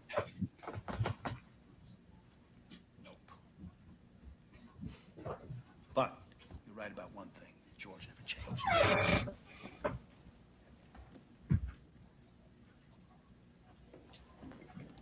Doc's making no sense tonight. Yeah, maybe caught it from George. God damn it! Why do you have to tear him down? What are you so afraid of? What have you got to lose? He wasn't selling anything. He didn't want anything from anybody. He wanted nothing from nobody. Nothing. Nothing. And you people have to tear him down so you can sleep better tonight? So you can prove that the world is flat and sleep better tonight? Am I right?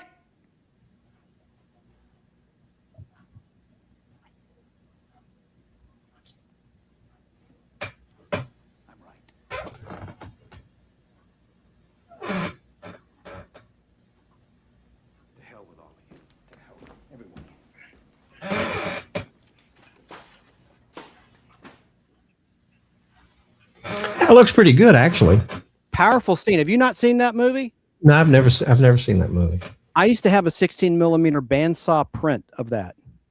One of the Would reels was all cut up. splice every 30 seconds. It was like reel 1, so I sold it, but the other reels were fine. But reel 1 with the opening titles was all cut up. Yeah. Explain to those that are listening what a bandsaw print is. Well, a bandsaw print is after a 16 millimeter print, or even 35, they get, when they take them out of circulation, of course, back then, people couldn't legally own them. So what they did, they would put the film on a core. And what they would do then, like I remember when Films Incorporated was here in Atlanta, I had a lot of friends that worked there, and they would have a bunch of films stacked up on cores, and they had a bandsaw, and they would just take it and put the film right, they cut it right in two, just zip, zip, zip, zip, to destroy it and throw it away. Yep. And then they would throw it in the dumpster. And a lot of people would go dumpster diving and get prints out and try to put them back together. I tried that a couple of times, but it's kind of useless, But that's what a bandsaw print is. That's when they go to destroy a print. They just cut it in two so nobody else can ever use it again. Wow, incredible. Yep. Well, you know what I'm going to do? I'm going to put the link in the chat for Mikey in case Mikey wants to come on to talk about Robert Duvall. Because I did have one other clip of an interview. It's very brief. This is with Robert Duvall himself. It's only a minute and 30 seconds long, talking about playing a villain and improvisation skills. I'm going to play this right now as I put the link in the chat for Mikey. Let's watch. You got the movie Tender Mercies coming up, right? Because I got. Oh yeah, we're going to talk. We're not rapping by any means. I just want to talk about or show this clip rather of Robert Duvall talking about his acting process. I don't know. I just know that it's tough to play in those miniseries because a lot of time you're playing history. Yeah. There's a lot of speeches where you end up playing history. You end up playing just a kind of a verbal thing. I do feel that the final scene with my daughter and that's as good as I've ever done, because a lot of it was half improvised. I've made up stuff, and it just went a certain way that I felt was very Russian. Because there was an Armenian actor that said to me, when you play this part, I don't know what this means to this day, but yet I do know what it means. He says, remember the East, that Oriental thing. Yeah. So it meant nothing to me, yet it meant something. Somehow that meant something to me. And in that final scene, it all worked. Now, maybe other scenes didn't work as well, but I think I maybe in that scene I captured something that would make Mikhailkov say that. Do you understand anything about his meanness? I mean, his evil? No, I just finished playing Eichmann. Which is my company, the Little Butchers Run with TNT, with a wonderful company to work with. A little easier than HBO. I don't mean to get into politics here, but Turner's outfit and Billy Graham directing. Wallace Howard, wonderful actor, played Malkin, and you play Adolf Eichmann. And like the writer said, which is so right. You can't I can't play evil. He doesn't think of himself as evil, so I can't play that. I have to play a guy that goes to work every day, drinks water, talks to an intelligent talk show host, and comes into a city from Virginia. It's the same kind of thing. As Stalin, same thing as Eichmann. He, from his point of view, except maybe on a certain night, he doesn't think of himself as evil. That's a great interview by Charlie Rose. Now, we have Mikey backstage, and of course, here's Al. Al, let's say hey to Mikey. Hey, Mikey. Hi, guys. How are things up Canada way? We have 29 degrees and snow. It's a heavy snowfall today, up to 7 inches of snow falling. It's in the 70s here. Oh, stop. It's going to be like 77 tomorrow, they said. Wow. So you guys are having an early spring then. Yeah, the trees are starting to come out. Yeah, it's been nice. But we historically have the worst Marches ever. Like we had what's called the storm of the century back in 1993, where we wwere snowed in for a week. Remember that, Al Hardy? Yes, I do. Yeah, we typically have really rough Marches. So yeah, we were Chance and I were working in radio. Luckily, I got a chance to go home, but some of the guys had to spend the night at the radio station. Oh, boy. That was in, I think, February. Yeah, it happened in 2014 and 15, like 2 years in a row. Oh, yeah, because I remember Scott, the production guy, he had to spend the night up there. And, of course, they fed him, cheap food. They'd get him pizza and, and all kinds of crap just to, but, yeah. Not me. I left and came home. I didn't want to spend the night at the radio station. That's for sure. No, I hey, remember. Yeah. Hey, Mikey, what are your? Let's get back on track here. Are there any great Robert Duvall performances that you liked that I've not covered of what you've seen of the show that you'd like to talk about? Absolutely. When I finally got to see To Kill a Mockingbird with Gregory Peck, just his role in that, Boo Radley, was just fantastic. He didn't have to say much. That was what was so great when he first appeared. Mhm. That was his very first acting role, by the way. And then whose first acting role? Robert Duvall's. No, it was one of his first feature roles. First feature roles. Okay. Sorry, not first acting role. Okay. I apologize. Okay. But also I did get to see him in Tender Mercies as the broken down cowboy country music singer with the guitar. I thought that was one of his best roles he ever played. And I remember seeing it when I was just getting into my senior year in high school, or just getting out of my senior year of high school. I had just graduated. So I believe it was that a summer movie or a fall movie? I know what happened on my senior year. What, Tender Mercies? Yeah, in 83. Yeah. Because I graduated May of 1983 from high school. It was distributed by a small film company called Associated Film Corporation. And I have a set of lobby cards from the movie. Oh, nice. Look at that. I made you big. I blew up your image for those that are watching. These are they don't make these anymore. They used to send these to movie theaters to put in the lobby. But they come in a set of 8, and that's card 1. Here's card 2. Yeah, that had the wonderful Tess Harper. I don't know if she's still around with us. I don't know if she's still, but of course, and the movie itself, not only did, like we said, Robert Duvall won for Best Actor, but the movie also won for Best Writing, Screenplay, and that was by Horton Foote. So there were 2 Oscars for that film that year. Hey, Mikey and guys, it was released March 4th, 1983.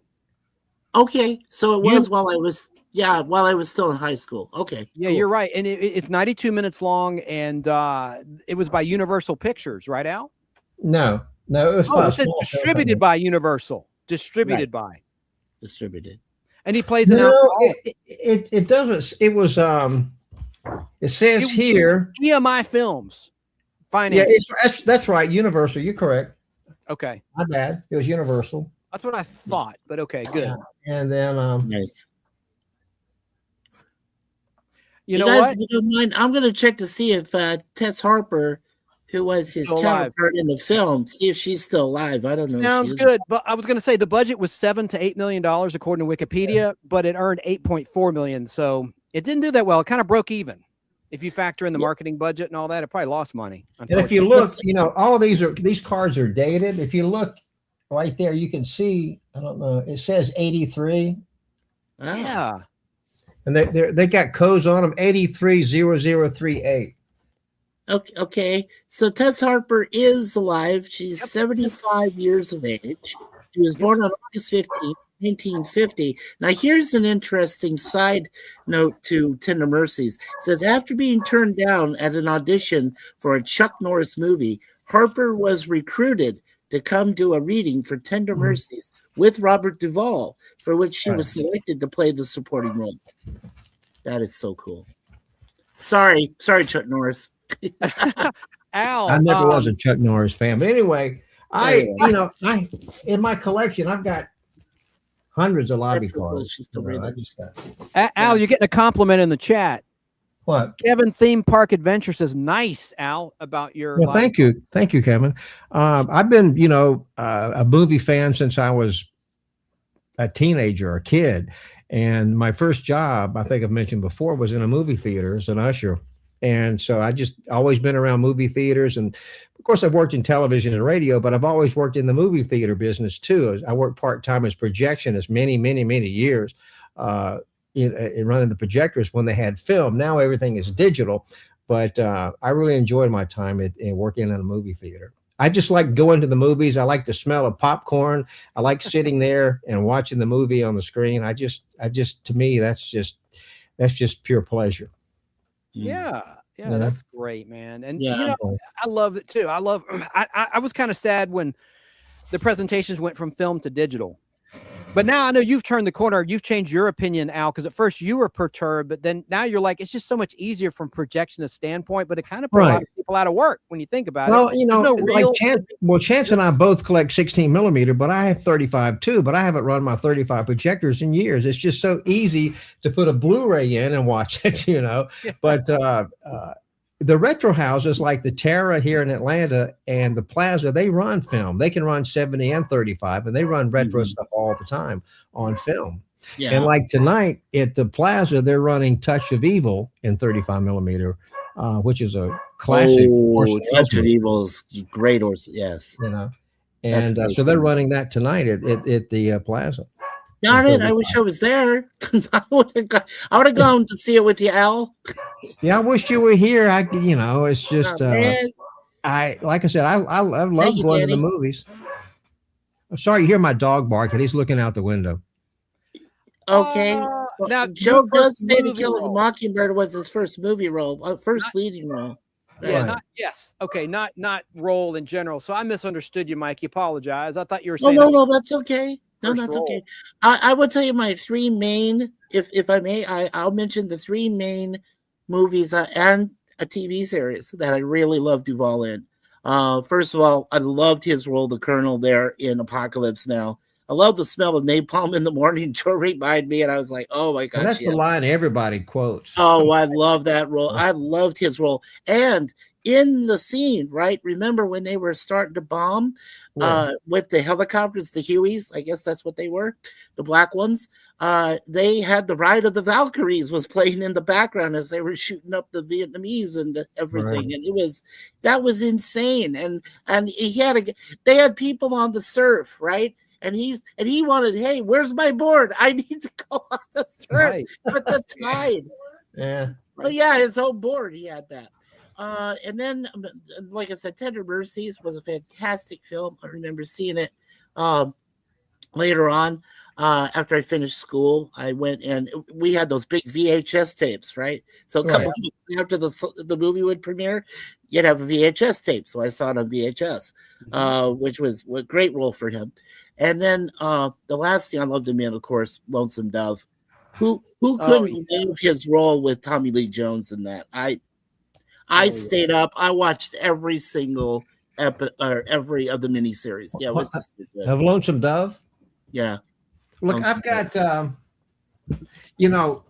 a physical media collector anyway, but I have Lonesome Dove on Laserdisc. Oh my! No, I am so jealous of you right now.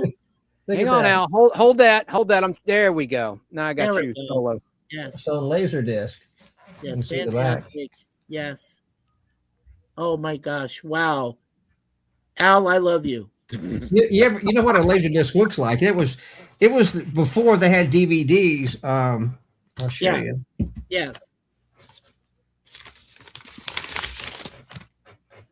Oh, that's the Laserdisc version. Oh my gosh! Wow. Look at that. Look how shiny. Yeah, that's very shiny.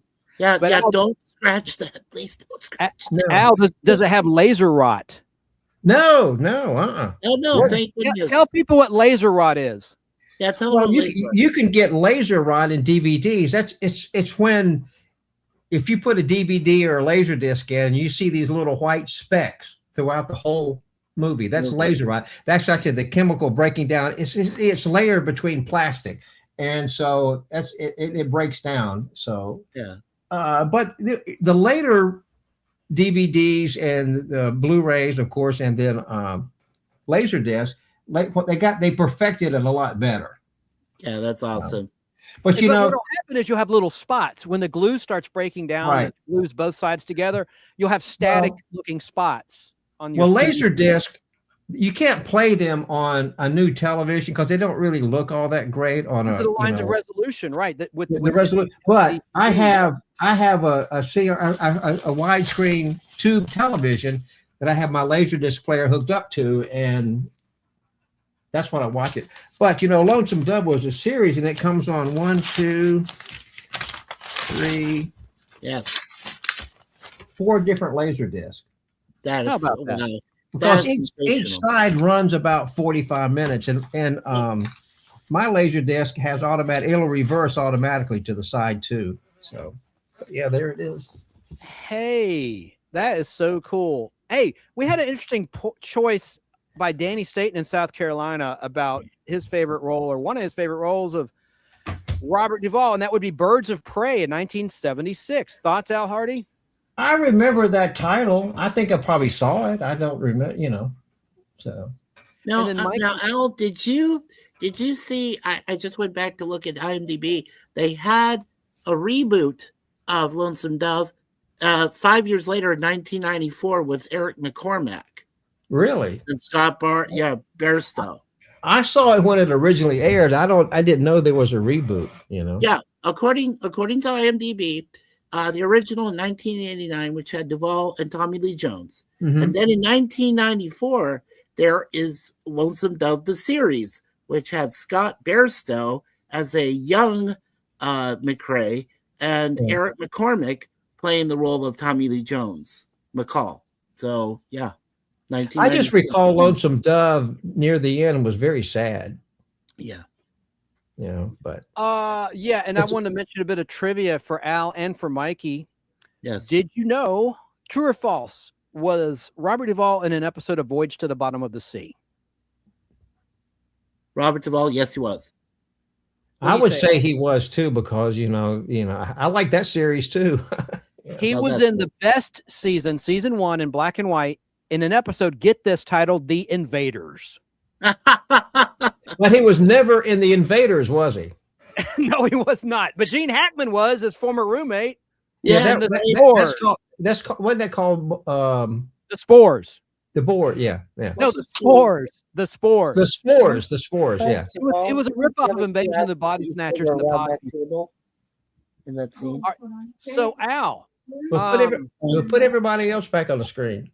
all right. Well, Mikey mentioned in the chat earlier that John Erickson, who was in that clip, those clips of the Fugitive brass ring, he sadly, just for those that are curious, he passed in 2020, possibly due to the pandemic. And Mikey said he passed from pneumonia in Santa Fe, New Mexico, back in 2020. So Yeah. that's too bad. That is too bad. Yeah. That's sad. All right. So thank you for sharing the Laserdisc information with us. Now, Laserdisc looks good if you're looking at a tube TV, which, to your point out, I know you said that, and you have an old school TV in your living room, because I've seen it. I've been there. Yes. So Laserdisc do look good on an old school tube television. They do. And this one is a Toshiba, but it's a wide screen. It's not the square one. It's actually the widescreen TV. Yeah. Yeah, Radar is still with us. Yeah. He's Gary Berghoff is 90 something, I think. Or no, he's I remember seeing him on the Match Game. Yes. Mm-hmm. Yeah, like Right. I said, he Yeah, filled in. He filled in for Charles Nelson Riley for weeks and months, and Yeah. back in Right. '75. Hey, look, THX 1138 was George Lucas's student movie first. That's true. Correct. Joe Gutfeld in New And York. Duvall City. played THX 1138. He played the role. Yeah, when I worked at Channel 17 here in Atlanta, WTBS, we had a 16 millimeter print of that. Nice. Yep. And Joe also agrees with you, Al, and says that he prefers the original Invasion of the Body Snatchers to the 1978 remake. yeah. What do you think about that, Mikey? Do you like the original or the '78 version? I love them both, and I mentioned it in the chat because Kevin McCarthy was in both movies. And if you remember, he was the naysayer, he was the doomsayer who said they're among us and everything. They're And he coming! They're coming! They're coming. And then he was back in 1978 with Leonard Nimoy, Donald Sutherland. Yeah. You know, on the uncredited role on the screen. He gets run over by the aliens in a car. They run him down. Yes. And remember, spoiler alert, in Invasion of the Body Snatchers 78, there's a creepy scene where something went wrong with they get you when you sleep, and the pod will duplicate a human being. Well, it duplicated a drunk who was passed out with his dog, and the dog had a human face. It had the face of the dog's master. It was creepy little special effect pre-CGI. Wow. Yes. Well, that was kind of the way in the movie Mars Attacks, remember? Yep. Yeah. Pierce Brosnan had, or what was his wife? She had the face of a dog. Yeah. I've dated women that have faces of dogs, but that's another story. Just like, Mars Attacks had that same Hey concept. guys, I gotta tell you something freaky, and this is something that my wife just found out. There is a scene in the Godfather film where John Cazale, James Caan,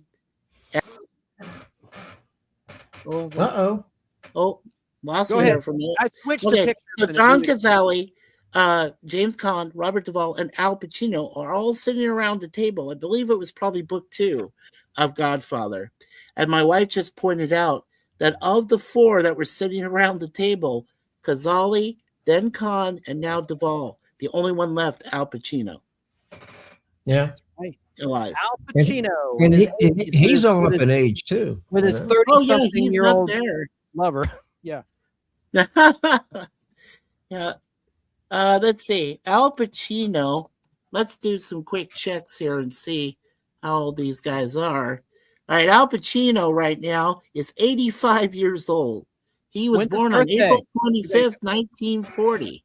So he's about to be 86. So hopefully he won't be 86th in his 86th year of Oh, life. God, I hope not. I know. I know. Boy, I love you're a this Dog jokester, Day man. I Afternoon. love you. Al likes this movie Yeah. too. Dog Day Afternoon. I love that movie. Oh, by the way, don't forget about Robert De Niro in another uncredited role in The Conversation with Gene Hackman and Harrison Ford in a small role, and Cindy Williams. That's a great movie by Coppola, Francis Ford Coppola, about a study in paranoia. I had a print of that in 16 millimeter one time. That's an interesting movie to say the least. It's not to everyone's taste, but it's well done. I like It's a good film. I studied it in film class. It was one of the professor that was one of her favorite films, and we watched it in class. It's one of Gene Hackman's best movies in a way. He really shows some good acting in that one. Yes. Yeah. And he plays a guy who's wiretapping people, and he becomes Yes. paranoid because of his own misdeeds, if you will. Right. He gets like a guilt complex, and he's like, am I being recorded myself? And he had that little mustache. He had an interesting look in that movie. Yeah, it's a highly rated movie by film scholars and critics alike. Yeah. Yes. And I just wanted to go back here to Gary Berghoff real quick. So Okay. he is 82 years of age. He was born May 24th, 1943.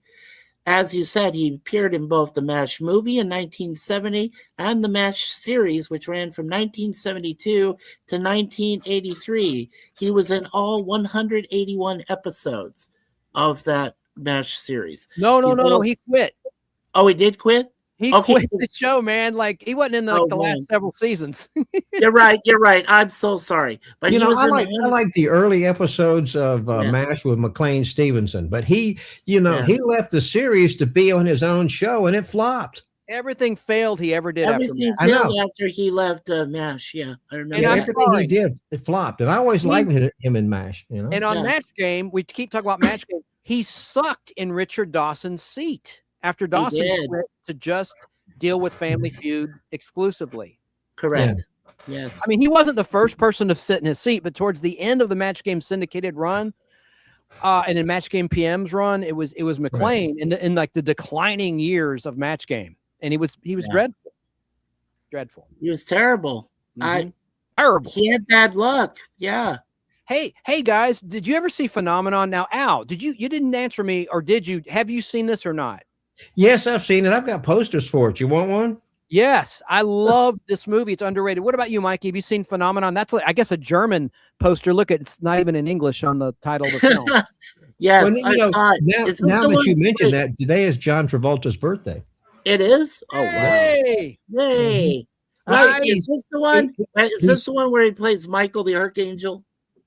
no, he is, has powers. He gets Oh, the powers. I'm to see the sorry. future. He predicts earthquakes. He has I'm sorry. mental Right. powers. In the movie that was just called Michael, he was Michael the Archangel. Okay, I remember that. Okay. Yeah, man.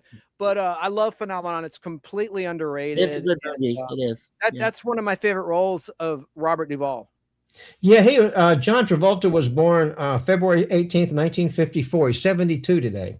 I met him recently on the set of a movie that will be released called Ed. Let me tell you about the plot of this movie. It's called Driver's Ed or Ed. This is hilarious. I can reveal this. It's a dark comedy. Get this, Al and Mikey. It's a dark comedy about, like, you know, the crash test dummies. Oh yeah. Ads. Not the band. Yeah. Talking about no, I know that. This is about I know it's not them. A take on driverless cars, right? And so there's a robot that looks like a crash test dummy. He's an android.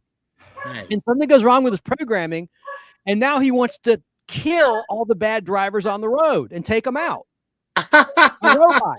And it's going to be a dark comedy. I think it's going to be great. And let me just tell you, John Travolta could not have been more kind and nice and humble. And he's had a lot of tragedy in his life with the loss of his son, Jet, and his wife and wives, actually, even going back to 1977 with Diana Hyland, who died in his arms reportedly from cancer. I mean, and he's a pilot. I love Grease. Do you like the movie Grease, Mikey and Al?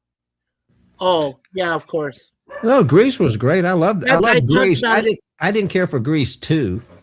Well, no, Grease 2 with Michelle Pfeiffer. No. We don't even talk about that sequel. We do that movie was horrible. But I like your singing Bull Rider. That's about it. Adrian Zemed was sort of taking over the Danny Zuko character in a way. He kind of was. Yeah. But we talked about it briefly. Whatever happened to Adrian Zemed? Because he had kind of a hot career in the 80s. He was on TJ Hooker. He was in Bachelor Party. He was in all these movies, and then he just fizzled out, just like Steve Guttenberg. He fizzled out. What happened to Steve Guttenberg after, like, Short Circuit?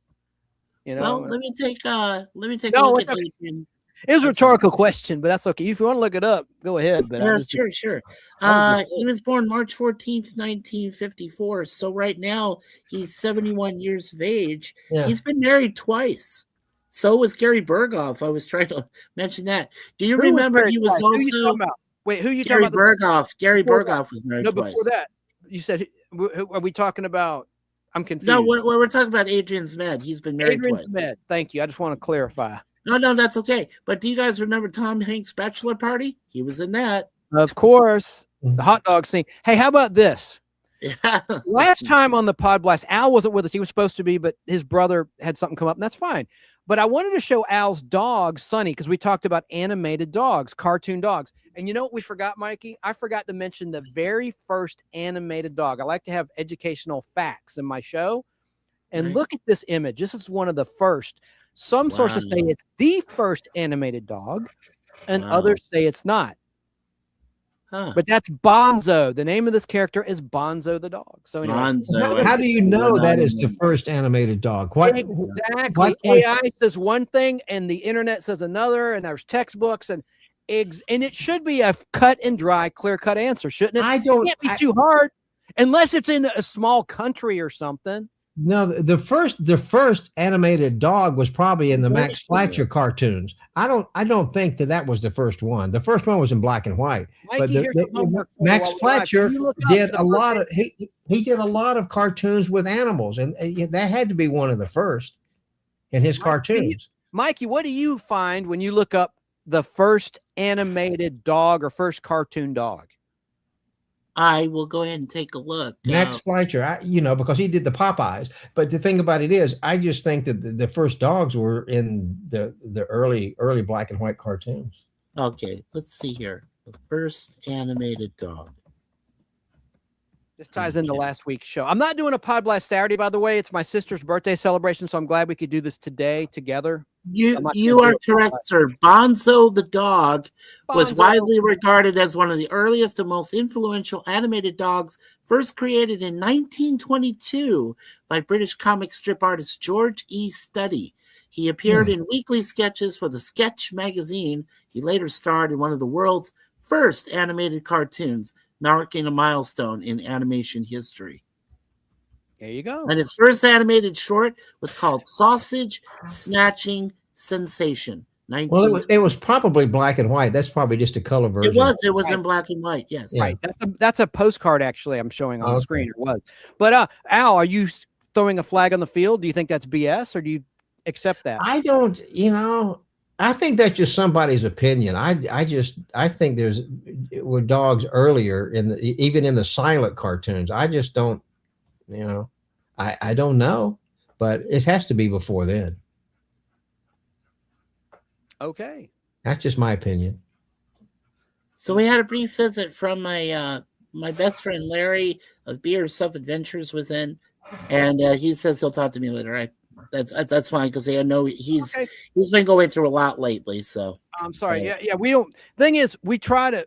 I'm not mad, of course, but we try to stay on topic, because this does run on Fistful of Radio out of Atlanta and other things, and so that's cool and all, but hey, anything else about Robert Duvall? We got to start to wrap the show. We've gone over 2 hours. I want to keep it 90 minutes. I know Al's got things to do today, and I promised him I'd go no longer than an hour and a half. And look, I'm already 30 minutes over. Any final thoughts, Robert Duvall? Robert Duvall is one of the actors, just like Gene Hackman. He's one of the actors that he made so many good movies. He's such a versatile actor that he's going to be missed, but we still have his movies. But you don't think about these people as not being with us anymore because you have their movies and things to watch on physical media or whatever. But it's just 95. He lived a long time, But they kind of are with us because they're immortal on film and video, and right, absolutely. Just like musicians too. Like Tom Petty. I was just listening to Tom Petty last night, and he's been gone a while now. Man, it's sad. People still listen to the Beatles. The Beatles is the best band ever, but Paul McCartney and Ringo are the only ones left. I know. Yeah. So it's a shame. All right, Al. Well, I will let you go, my friend. I appreciate you being on. And any favorite cartoon dogs that you weren't here last week before I say goodbye for this edition of the Podblast to you? Any favorite cartoon dog? Do you like Droopy? Is that one of your favorites, as is mine, or do you have another pick? I don't know. Growing up as a kid, I watched Yogi Bear, and didn't he have a dog in that? Was there a dog in the Yogi Bear cartoons? Boo-boo. No, Boo-boo is a bear. Boo-boo is a bear. Hey, where's your dog? Where's Sonny? Can you grab him for the camera, or is it not convenient to do that? Is it too inconvenient? Hold on, I'll go get him. Okay. Yay, good. Because I wanted him to be on the show last time, but you couldn't make it, and I understand why. Yeah. No problem. Okay. Hang on a second. Okay. All right, Al. Yeah, as I mentioned on last week's podcast, Podblast, which was really awesome, we talked about cartoon canines. As I mentioned, my top three were Underdog, and then Scooby-Doo, and then Snoopy. Yeah, those were my three favorite dogs. Great. Al, look at these pictures. I still have them from last time. There's Astro. Yeah. Yep, from the Jetsons. Yep. Yep. Let me make this where we can see each other. There we go. Let me just shuttle search. There's Bandit from Johnny Quest. Oh, Bandit. There's Bluey from 2018. There's Spike and Tyke. From MGM and from Tom and Jerry. They got their own shorts for a while. There's Crypto from the Superman. Super Dog. Yes. And there's Alpha, Beta, and Gamma from Up. From Up, yeah. Right there. There's Huckleberry Hound. Remember him, Al? Yes. Oh. He's getting his dog. And then there's Muggins, also from Huckleberry Hound. There's Scooby-Doo and Scooby-Dee and Scooby-Dum and Scrappy-Doo and Dino Mutt and Mumbly and Augie and Muttley Hound. And Muttley, yeah. And then there's Ding-a-Ling Wolf. Ding-a-Ling Wolf, yep. There's Buford. There's Beagle. There's one of my favorites, Mr. Cool from the Happy Days. Cool. Hey, there's Sonny. Hang on. Let me make. Oh yeah, let's show Sonny up close. Yeah. Yay, Sonny! Yay, Sonny! How old is Sonny now, Al? How old is Sonny? He's 12 years old now. I got him when he was 7 weeks old. No, he's in what so breed is he? cute. Anyone who's listening might be able to see. I'm sure they can't. But what breed of dog you talking about? Cocker Spaniel. Cocker. Right. Yeah. Yeah. There he is. There he is. He's a good dog. He's Thank really you, good Sonny. doggy. Thank you, Sonny, for He showing. made a little cameo appearance. Thank you. That was nice. That was So I was great. just showing some of the animated dogs. Mr. Cool, you probably didn't Yeah, see Mr. that Cool. one. That was from Yeah. like a Happy Days cartoon. There's Droopy, one of my There's favorites, Droopy. my top 3. And I Number- do like Droopy. Let me. Oh, you know what? There was one dog we forgot to mention last week from the Cartoon Network, the Cowardly Dog. We forgot Yep. to mention him. There's Dripple and Cartoon Network. Al used to work there in a way. He worked at Turner. There's Pluto and Pluto. Goofy from the Disney universe. And then Al probably has these movie posters. There's Lady and the Tramp VHS. I got some beautiful posters, original insert posters from Lady and the Tramp. Yeah, I know you. And there's 101 Dalmatians, the Oh, Fox Goofy, and the right. Hound. That's And then look, there's Snoopy, my number 1 animated dog of all time. Snoopy. Yeah. And then there's Elvis. Anyway, there's a whole bunch. There's a Hong Kong Phooey. Yeah, voiced one by of my Scatman all-time Crothers. favorites. I loved Yeah. Scatman Crothers and Blues- Blues Clues. And then Lady Bird from King of the Hill. Yes. And then Centro, who is a robot dog from the Jetsons. Yes. And I also mentioned Clifford, the big red dog, that was on PBS and was voiced by the late John Ritter, who was another great actor we lost. And then one more, Al. Richie Rich's dog, Dollar. Dollar. There you go. And then there's Scatman, who voiced Yeah. Hong Our Kong voice Phooey. artist. And And yeah. that was our show last week on Cartoon Canines. Yeah, Oh, and there's check a it good out. one that Joe mentioned. yeah, McGruff. How about this one, Al? McGruff, the crime dog. Yeah, Oh yeah, I remember seeing those PSA commercials on television. Yeah, they were great. And then there's another guy there, Hector. And anyway, but Hector. we're talking about Robert Duvall. This Yeah. Robert. Yeah. And so any final thoughts, Al? No, I like I said, Robert Duvall and Gene Hackman, and they're all they were 2 of my favorite actors. I really appreciate their work, and of course you can't talk about all the movies he was in, but we talked about some of the best ones and some great early TV performances by That's Robert right. I Duvall. mean, there's so much, right? I mean, my God, we didn't even talk about The Godfather Part 2. I mean, God, Network. He was in Network. He played Frank. The Network. Oh Yeah. my God. I mean, there's just what a prolific career. Yeah. There was Great also a movie I realized that I remember back in 2009. He was the judge with Robert Downey Jr. Oh yeah, Yeah. and The Natural. I And love The it. Natural, Al told me of he's course, never with seen The Kevin Costner, Natural. right? He played Yeah, Max.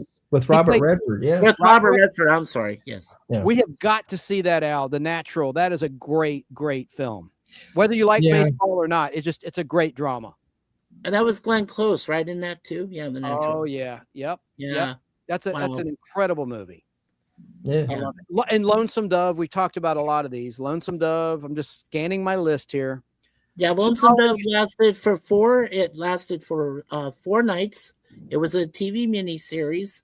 Like I said, it was a great series that featured Duvall along with Tommy Lee Jones as McCall, and of course Duvall played McCrae. And like I said, about 5 years later, they did a TV series. I remember that too. But it was a prequel series. What it did, I'll say it real quick, is what it showed McCall and McCrae in their younger years as they got together. And that's why they called it Lonesome Dove, the series. I remember seeing that. It did Yep. do well. And Al, how could I forget this movie we watched together in your fabulous home cinema, Falling Down? Oh yeah, yes. that's a really a good movie. Yes, And That's he's kind the of one with like Michael a Douglas who Lieutenant went Gerard. nuts. with Michael Lieutenant Douglas Gerard in and that. Michael Douglas and Robert Duvall. Yes. And Robert plays like the Lieutenant Gerard, if you will, of that film, tracking Yeah. down this Yes. character who's snapped. Yeah. You know, that movie threw me when it ended because you remember he was on the parking deck and he pulled out a gun, but it was actually a water pistol. Yes. That's right. And That was they shot him and killed him. Right. I know. And then he was in Spoilers. Geronimo. Stalin. He played Stalin in '92. The part of the interview with Charlie Rose was about his performance in Stalin. But yeah, Falling Down, I think, is a very creepy movie. Tuesday Weld's in it as the ex-wife of Michael. Well, Douglas. it says a lot about society. He just got fed up. You remember he was on the freeway and it was just jam packed. He just got out of his car and left. Right. The first thing that set him off was he couldn't get breakfast after like 10:30 a.m. at the McDonald's or something.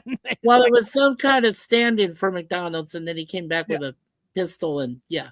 So. Oh God! Can I mention one movie before we go that I saw in the theaters that I think everybody should go and see because it says so much about today's society? It's a movie called Good Luck, Have Fun, Don't Die. And it says a lot about today's society and cell phones and how people are preoccupied with this. And it's really an amazing movie. And I highly recommend it. You know, Good Luck, Have Fun, Don't Die. Thank you, Al. And don't forget that he was also in Robert Duvall Sling Blade. Sling Blade, with the great Billy Bob Thornton. Yes. Yep. I do remember that. I do. And that's a good movie, you know. And Dwight Yoakam was in that, the country singer. He was really good. Yeah, who knew that Dwight Yoakam could actually act? He can act. Yes, I know. And he never took acting lessons. He just he never did. It was great. The last movie he did, Robert Duvall, was The Pale Blue Eye, released in 2022, and he was in Hustle, also in 2022. Oh, nice. Yes. I read the one. Here's an obscure movie I remember him. This will be my last thing about it. But Robert Duvall was in The Pursuit of D.B. Cooper, based on the actual story, and in that he played a character named Gruen, and that was based on the actual story of where D.B. Cooper hijacked a plane, took it over, and then he jumps out of the darkness with his parachute and all the money, and then he disappeared without a trace. You never saw him again. So that's great. Great story. And he was in Get Low in 2009, Crazy Heart in 2009 as well. I mean, we could go on. Christmas movie, 4 Christmases in 2008. I mean, what a great actor, right? One of the greatest. It's like Al said, when you had people like Gene Hackman and now Robert Duvall, James Caan, who my wife mentioned, great actor. All of those wonderful actors that have passed on, and we're just, James Caan was in a John Wayne movie that was one of my favorites called El Dorado. Yes. He was really good at that. Knew these people. He was such a good personality and such a talent. That's when you know that they're the best, is when you feel like you knew them, right? But, the movie Misery kind of bothered me. I didn't particularly like that. Oh, yeah. Did you ever see Days of Thunder? Did you ever see Days of Thunder? He was in that. Yeah. Days of Thunder, yeah. Actually, I like Days of Thunder. Yeah. Yeah, Days of Thunder. Yeah, was that the one with let me think. Cruise was in it, right? Tom Cruise, Nicole Kidman. Cruise, yes. And Nicole Kidman. That's when they were together. Also, Nicole Kidman was in it with him too. Yes, yes, she was. Probably how they met. Yes. Oh. True Grit, 1969. Hello. I mean, you could go on and on. He says, I'm coming after you, SOAB. Oh my God, Al. What about Bullet? Oh, Bullet, yes. Steve McQueen. Yeah.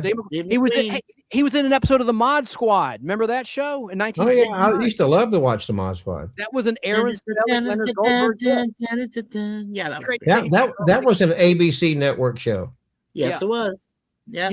Al, there's a show. He was in the Wild Wild West. Oh my God, in a 1967 episode. But guys, I wish we could see this show he did called The Defenders. It's not shown up in syndication. It lasted for years. Mm-hmm. He was in 3 episodes of The Defenders. It was a law drama. And anyway, I just wish that show would surface. Enough said. Sorry, guys. I'm talking too much. Robert, we miss you. I remember the very first time I saw him was in THX 1138 because I really loved early sci-fi films, and seeing him like that, bald-headed, and he was THX 1138, and I thought that was the first time I said, okay, this George Lucas guy, he knows what he's doing. And then he does Star Wars. So I'm like, okay, there you go. Amen. Amen. Well, Al, I'm going to say see you next time, and I'll give you a call later tonight. All right. It's been fun. You signing off now? Yeah, I'm gonna sign you guys off, and then I'm just gonna talk a little bit about the life of Robert Duvall solo, and then I'm gonna say goodbye. All right, Mikey. I'll talk to you soon. See you later. I will see you on the next one. Take care. Bye, Sonny. Hardy. And thank you for joining, Mikey. And we'll see you next time on the Podblast. All right. Yeah, we'll see you on the next Podblast. Not this week, but the following week, right? Yeah. Yes, sir. And Saturday night, if Chrissy Brainbender's Banner's computer's working. Did you guys do a game show last night on her channel? Last week, no, we didn't because she was down. Remember, so we didn't do anything, and then she was down Saturday too. So I hope she's okay. I hope she's got the problems. I text her. I mean, it's just a technical issue. Her computer crashed. Her Mac. Right. Anyway, have a good day up there in Canada. Thanks, Mikey. All right. So now I just want to talk a little bit about if I can make my image look normal. There we go. Let me make sure my camera's working right. All right, guys. I want to appreciate everyone who tuned in. We're talking about the life of Robert Duvall. He was born on Monday, January 5th, 1931. He sadly expired on Sunday, February 15th, 2026. He was also a producer as well as a great actor. He received an Academy Award, a Golden Globe Award, 2 Primetime Emmy Awards, a Satellite Award, and a Screen Actors Guild Award, and a BAFTA Award, among many other honors. But Robert Duvall began his career on television with minor roles in the 1960s that we've shown many clips of. He was on Playhouse 90. He was on The Defenders, which I just spoke about. He was on the Armstrong Circle Theater, his very first credited role. And we showed a little clip of the opening of a 1954 kinescope of that show. He made his Broadway debut in the play Wait Until Dark in 1966. And then he returned to the stage in American Buffalo in 1977, many years later, earning a Drama Desk Award for Outstanding Actor in a Play. He got a nomination for that. Now he did make his feature film debut, as was mentioned today, portraying Boo Radley in To Kill a Mockingbird, which was released in 1962.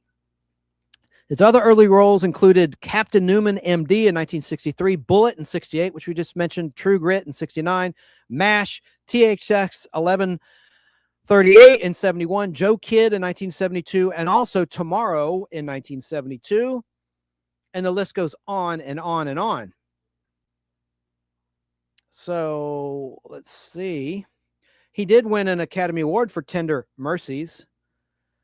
His other Oscar-nominated roles included The Godfather in 72, Apocalypse Now in 79, The Great Santini in 79, The Apostle in 1997, A Civil Action in 1998, The Judge in 2014. His other notable film roles included The Outfit in 1973, The Godfather Part 2 in 74, The Conversation in 74, Network in 76, True Confessions in 81, The Natural in 1984, I love The Natural, Colors in 88, Days of Thunder in 1990, Rambling Rose in 91, Falling Down in 93, The Paper in 1994, Sling Blade in 1996, Deep Impact in 1998, Gone in 60 Seconds in the year 2000, Open Range in 2003, Crazy Heart in 2009, Get Low in 2010, Jack Reacher in 2012, Widows in 2018, which Al Hardy and I saw in the theater. That's a really good movie. Widows, look it up. Viola Davis is in it. Really good movie. And he was in Hustle in 2022. I know I'm repeating myself, but I just want to give a proper brief bio to the late, great Robert Duvall, because he's one of my favorite actors of all time. Oh, let me take a breath here. Throughout his career, Robert Duvall also starred in numerous television productions that we've talked about a lot today. He won the Primetime Emmy Award for Outstanding Limited Series and Outstanding Lead Actor in a Limited Series for the AMC limited series Broken Trail in 2006. His other Emmy-nominated roles included the CBS miniseries Lonesome Dove in 1989, and the HBO film Stalin in 1992, and in the TNT Turner Network Television cable TV film The Man Who Captured Eichmann in 1996, the year of the Olympics here in Atlanta, Georgia. Now, Robert Duvall was born as Robert Selden Duvall in San Diego, California, back on Monday, January 5th, 1931, to Mildred Virginia Duvall, an amateur actress, and Rear Admiral William Howard Duvall of the United States Navy, just like Chrissy of Brainbender's Banter. She's a Navy veteran. The second of 3 sons, he grew up alongside an elder brother, William Jr., and a younger brother, John, who later became an entertainment lawyer. His father descended from early Maryland settler Maureen Duvall. All right, so Robert Duvall, in terms of his personal life, was raised in the Christian Science religion, though Robert Duvall later noted that he did not attend church. He spent most of his childhood in Annapolis, Maryland, where his father was stationed, in the United States Naval Academy. Robert Duvall attended the Severn School in Maryland, and he also studied in St. Louis, Missouri, before graduating with a Bachelor of Arts degree in drama in 1953.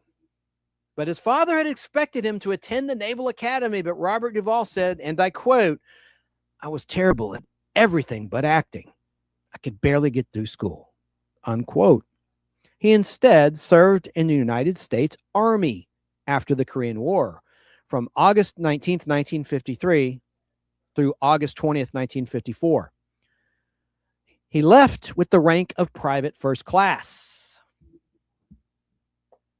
Now, Robert Duvall said, and I quote, "That's led to some confusion in the press," unquote. He explained in an interview in 1984, quote, "Some stories have me shooting it out with the commies from a foxhole over in frozen Chosin, pork chop hill stuff. Hell, I barely qualified with the M1 rifle in basic training," unquote.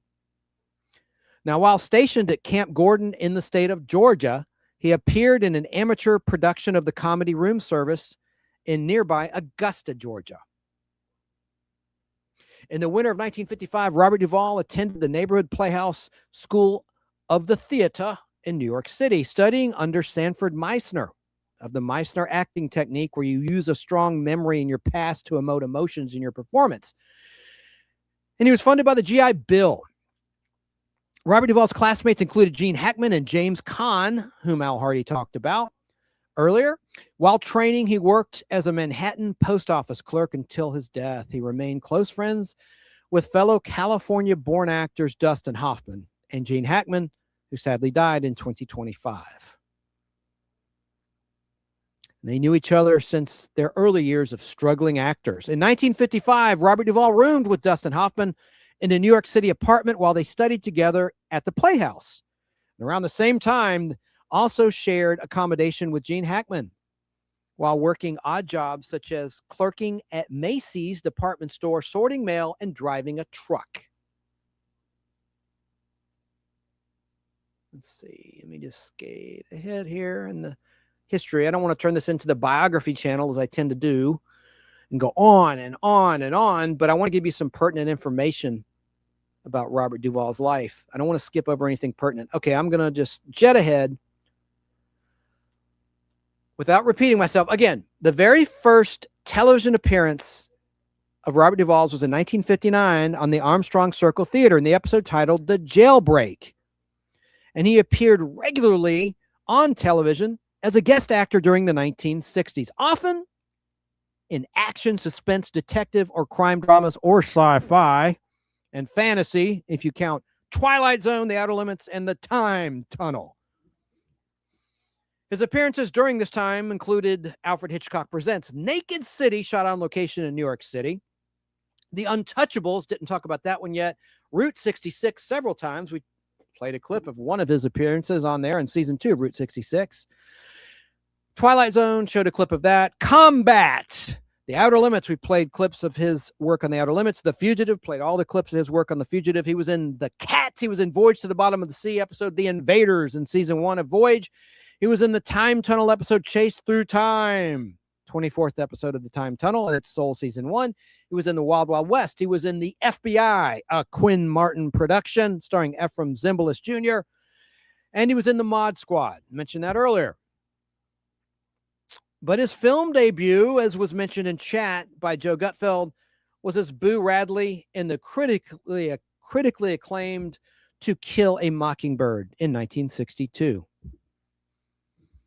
He was cast in the film on the recommendation of screenwriter Horton Foote, who met Duvall at the Neighborhood Playhouse during a 1957 production of Foote's play titled The Midnight Caller.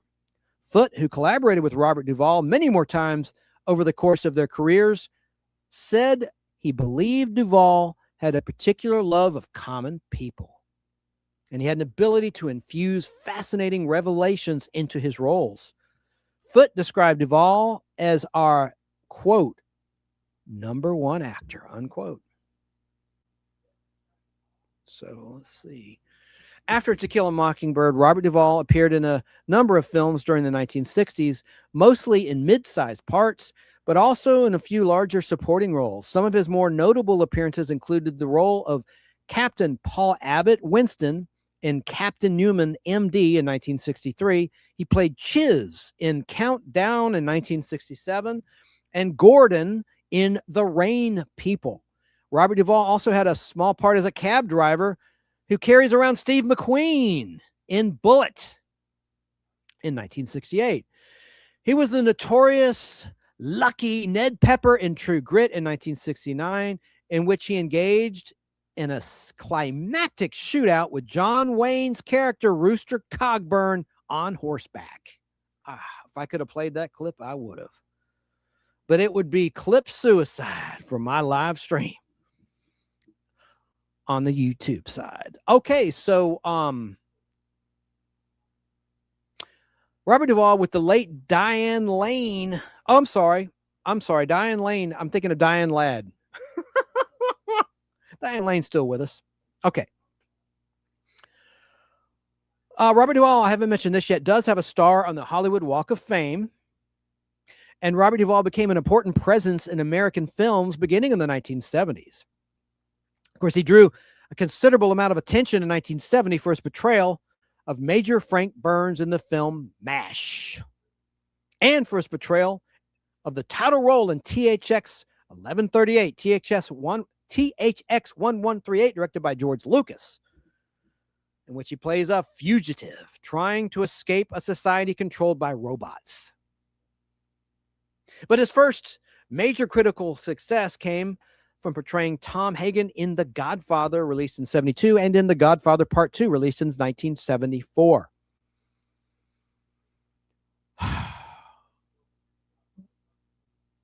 With the former Godfather of 1972 earning him an Academy Award nomination for Best Supporting Actor. Also in 1974, he played corporate director in an uncredited role in The Conversation by Francis Ford Coppola. In 1976, Robert Duvall played supporting roles in The Eagle Has Landed and as Dr. Watson in The 7% Solution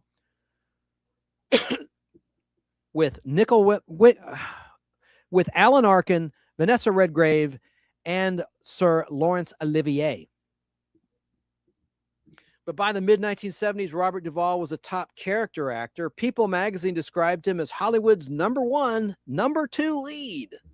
Robert Duvall received another Oscar nomination for Best Supporting Actor and won both a BAFTA Award and a Golden Globe Award for his role as Lieutenant Kilgore in Apocalypse Now from 1979. Of course, his line, "I love the smell of napalm in the morning" from Apocalypse Now is regarded as iconic in cinema history.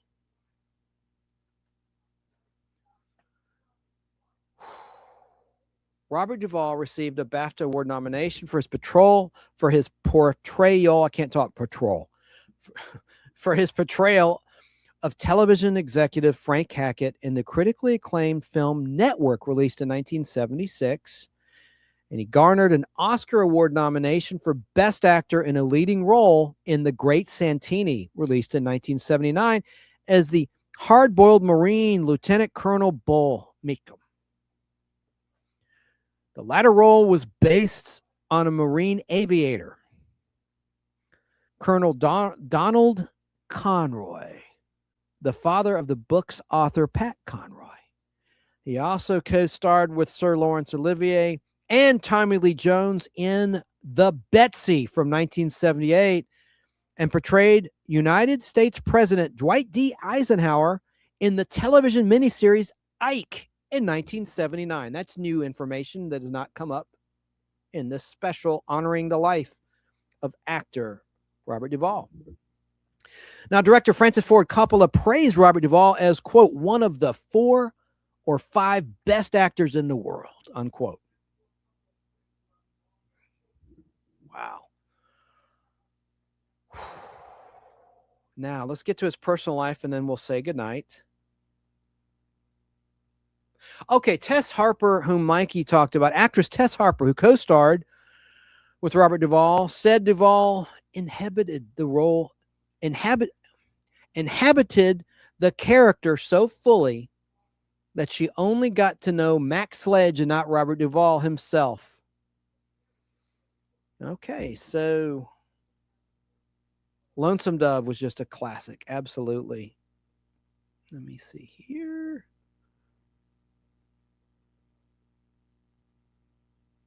Uh-oh. I got a text. My image froze up. I froze up. All right. I froze up. Thanks for letting me know, Danny Staten. Okay. In 2018, Robert Duvall appeared in Steve McQueen. In the Steve McQueen. Okay. Take 5. In 2018, Robert Duvall appeared in the Steve McQueen directed heist thriller Widows as a corrupt power broker. Not the Steve McQueen, who's been dead for decades. The film, and it's a good film, earned critical acclaim. And in 2022, Robert Duvall appeared in the Netflix films Hustle and Pale Blue Eye, which would be his final roles ever. In terms of his relationships, Robert Duvall was married 4 times and did not have any children. Here's a quote from Robert Duvall. He says, "I guess I'm shooting blanks," he said in 2007. He added, "I've tried a lot of different women in and out of marriage," unquote. He met his first wife, Barbara Benjamin, a former announcer and dancer on the Jackie Gleason Show during the filming of To Kill a Mockingbird when it was filmed in 1961. Now, I want to add something now. In the Jackie Gleason Show, Jackie had no dogs on his stage in terms of the dancers. He had the prettiest and best dancers ever in his troupe. Absolutely 100%. The only quote-unquote dog Jackie Gleason ever had was Pert Kelton, the original Alice Cramden actress who quit the show after the first season on the Cavalcade of Stars. And he replaced her with Audrey Meadows, whom he also thought was too pretty for the role. He wanted a good counterpart to the character of Ralph Cramden. He wanted an unattractive lead actress, a mirror image of Ralph Cramden, if you will. So Audrey Meadows, I'm digressing here. In her second audition, after she was rejected for being too pretty, she showed up with no makeup, with messed up hair, and Jackie did not recognize her as the Audrey Meadows actor who had auditioned for him before as Alice Cramden. And the rest is history. Okay, so let's see where I left off here. Okay, his wife, Barbara Benjamin, who was a former dancer on the Jackie Gleason Show, live on Saturday night from New York City in those days. She'd also appeared in Guys and Dolls in 1955 and the movie, The Courtship of Eddie's Father. Reminds me, we're going to do a topic on TV shows based on movies. I think the TV show Courtship of Eddie's Father, starring Bill Bixby and Brandon Cruz, is better than the movie. That's just my opinion. But anyway, his first wife appeared in The Courtship of Eddie's Father movie in 1963 under the name of Barbara Brent. That's her credited name in that film. Now,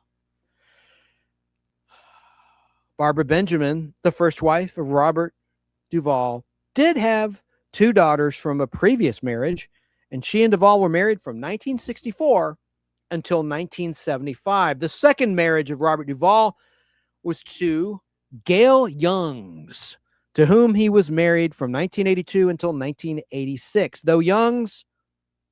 Through Youngs, he was briefly the brother-in-law of John Savage, Robert Young, and Jim Youngs. Okay. Robert Duvall's third marriage was to Sharon Brophy, Brophy, a dancer, from 1991 until 1995. But in 2005, Robert Duvall married his fourth and final wife, Luciana Pedraza, granddaughter of Argentine aviator pioneer Susanna Ferrari Billinghurst.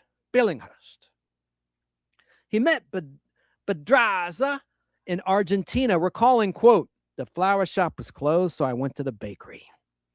If the flower shop had been open, I never would have met her," unquote. But get this, they both shared the same birthday. The fourth and final wife of Robert Duvall was born on January 5th.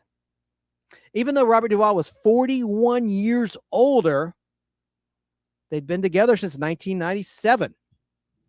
He produced, directed, and acted with her in Assassination Tango in 2002. I want to see that. I've never seen that. I'd never even heard of it until I researched this Podblast about the life and times of the great Robert Duvall. Not to be confused with Robert De Niro, as I did earlier. Now, Assassination Tango was filmed in Buenos Aires. Robert Duvall was known as a skilled Argentine tango dancer and maintained tango studios in both Argentina and the United States. He also trained in Brazilian jiu-jitsu and practiced martial arts with his wife. Wow. Robert Duvall's political views were variously described as libertarian or conservative. He was personally invited by George W. Bush's inauguration in 2001. All right, so we can skip ahead. We don't want to talk politics on this show one way or the other. I'm not trying to be a wimp. I do have guts, but this is a nostalgia show, not a political show. That'll be for another show. Maybe I'll do another show with Al or something talking about news down the line. Okay, in terms of his philanthropy and activism, Robert Duvall, with his wife, founded the Robert Duvall Children's Fund to assist families in northern Argentina through the renovation of homes, schools, and medical facilities. Very honorable. They were also active supporters of a nonprofit organization dedicated to helping some of Latin America's poorest women, with their efforts focused on his wife's home region in Argentine Northwest.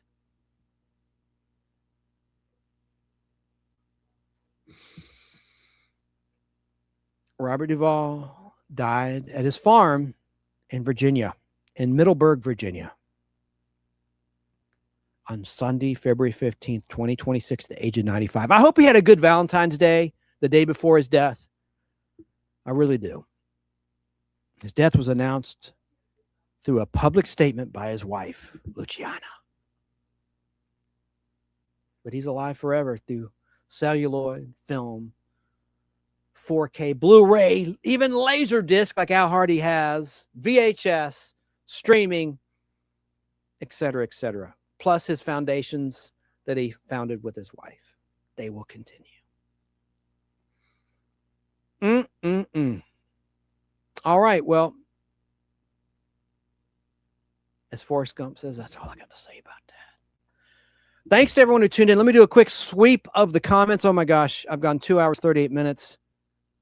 I'm froze. Well, if I freeze, I freeze. What do you... Hey, Grumpelstiltskin's in the chat. He plays the Saturday night game show live on Brain Bender's Banter YouTube channel, which has a massive 179,000 subscribers by now. If you're listening in the replay crew, a lot of subscribers. But Wednesday nights at 12:30 a.m. Eastern time, kind of late, but not too late on the West Coast. It's only 9:30 on the West Coast. Most Wednesdays, he co-hosts with Chrissy a nice game show against chat. It'll either be Wheel of Fortune, Jeopardy, or Family Feud. And it's really great. And it's a lot of fun. I try to participate when I can. So great to see Grumpelstiltskin, that's his YouTube handle, in the chat. And he is a Marine, so we thank him for his service. All right, and sorry if I froze up. What are you going to do? Going to say goodnight now, finally. Remember the great Robert De Niro, as well as his buddy Gene Hackman. Those are two of my favorite everyman actors. Again, I'll never forget that great monologue that I use to this day that Robert De Niro performed in Phenomenon, starring John Travolta from 1996. A great underrated love story. All right, well, I'm going to pull up my outro video. And we'll see you next time on the Podblast. We're going to delve into the best network television programming of all time, starting with the ABC television network. That's coming soon on the Podblast. Be safe out there. Be good to each other. Don't let no dragons get you.